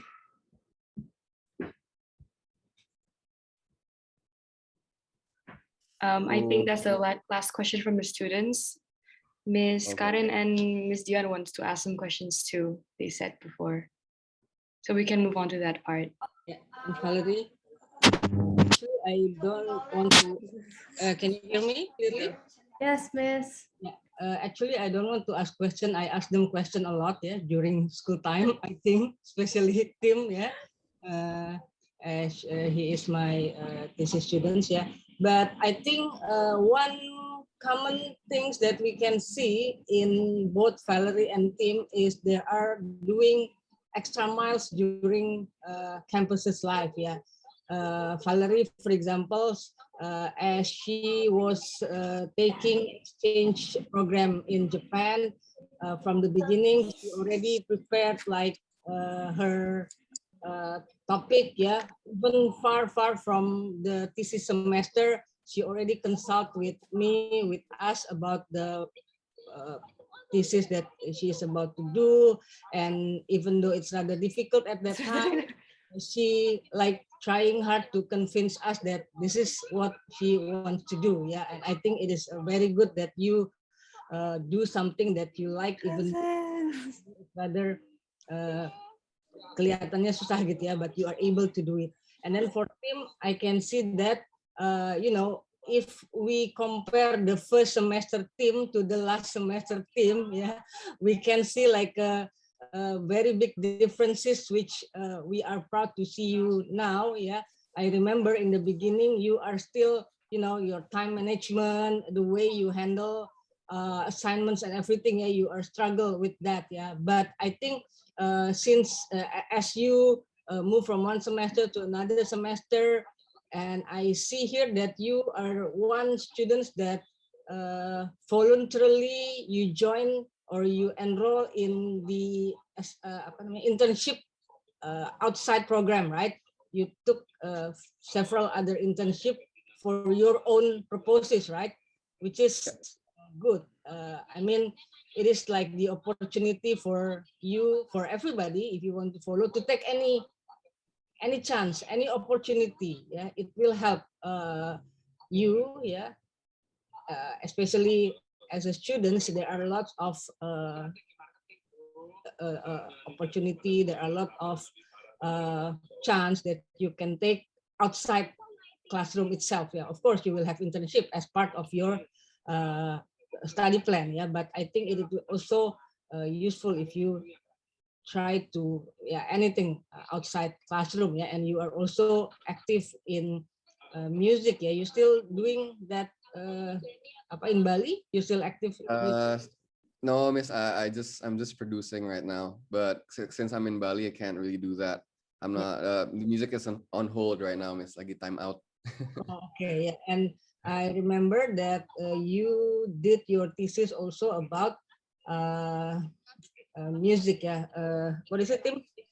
It was accentuating the positive aspects of electronic dance music. Electronic, yeah, EDM, yeah, EDM. I see. Even the topic that is not, you know, when I heard first about the title, the communication aspect of this part, you want to see like the aspect of music, which is more to psychology at that time, or music, but you are able to finally, after several discussion, to put it into the communication field. Yeah, and even Valerie, yeah, I remember at first you want to do something related to marketing, or more on business and marketing, yeah, instead of communication. But later we are able to take it back to communication field, which means that whatever issues, whatever topic that you are interested in, we can still take it to communication areas. Do not separate your interest and your like class, yeah, or campus life. It can be like you are doing both. Yeah, even music, you can use it as your assignment, even your thesis, right, Tim? Yeah, I think that's it from me. Yeah, I'm not going to ask them question again. Yeah, maybe they already hear from me like 4 years, more than 4 years. Yeah, asking question all the time in class. Yeah, thank you, everyone. Miss Dian, you want to add something? Okay, am I? Okay, yes. Thank you, Adel. Can you see me? Hi, Miss Dian. Hi. Yes. Okay, hi. So I think I'm just going to add what Miss Karin said. Well, of course, for the second year student and the new students, of course, both of you are very impressive. Seriously, I mean, Miss Karin and I are really proud of you for what you have become now, Tim and Valerie. And then, but to add what Miss Karin said, Tim and Valerie is examples of students who are really learning by the process. You know, like Tim, like he admitted earlier that he was not well. Tim was kind of, frankly speaking, Tim was kind of the lazy student in his. Am I right, Tim? In his Very right. first and second year students, right? But he really catch up, during your last years, Tim, and then Valerie, I remember that I really couldn't hear her voice in her first semester, really. Miss Dian. I mean, Valerie was the quiet one, and then I remember I have to ask her to speak louder, in class, but you can see, look at her now, she took an exchange program, and then I think it's a process, I mean, maybe when you see them now, you are, I don't know, I know that they are not here to scare you, but they used to be you back then. And it's a process, I mean, I think along the way you will learn from it, and then grow from the process. And then become, so maybe 4 years from now, you will be the ones that we invite to speak for the new students, right? Amen. Amen. Amen, Miss. Amen. Okay, so, Tim and Valerie, really, Seiji is here. Seiji. Yes. Seiji, your student, What? Valerie. Hi, sir. Hey, Val. Wow. Can you say hi to her? Obviously. Hey, Val. Oh my God. Look at you. Seiji is Valerie. Exactly. Is a supervisor. I think this then. Probably. Hi, semua. Hey, Mabel. Hi, Mabel juga semua. Hi, sir. Hi. I think I've seen a lot of familiar names. And I think I remember that girl. Who's that? Oh, bukan it. Enjoy the experience. Thank you, Thanks, Okay, so back to you, Audrey and Afif. I don't think we have any other questions left unless someone wants to ask again. Or are we going to end the session, Miss Dian, with a photo session? Yes, I think we can leave early. The most important part of the session, photo session. Can everyone turn on their cameras and I will take a screenshot of the class.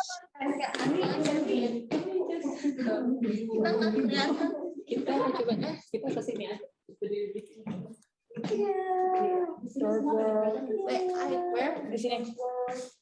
Oh. Do you miss campus, Val and Tim? Of course, miss. Very miss. I wish I don't work. Just go to uni. My life. Oh, hi, Mabel. Hi, Mabel. Hi, The problem as students, guys. Ini ya, easier than. So much easier, man. So much easier. Oh, someone's on the chair. Can I see you? Okay, I'll begin the countdown, all right? 3, 2, 1. Ayo, nggak kelihatan. Right. Ayo, nggak kelihatan. Sini, Ada masukkannya. Pandel. Nah. And are we doing it again? Okay. 1, 2, 3.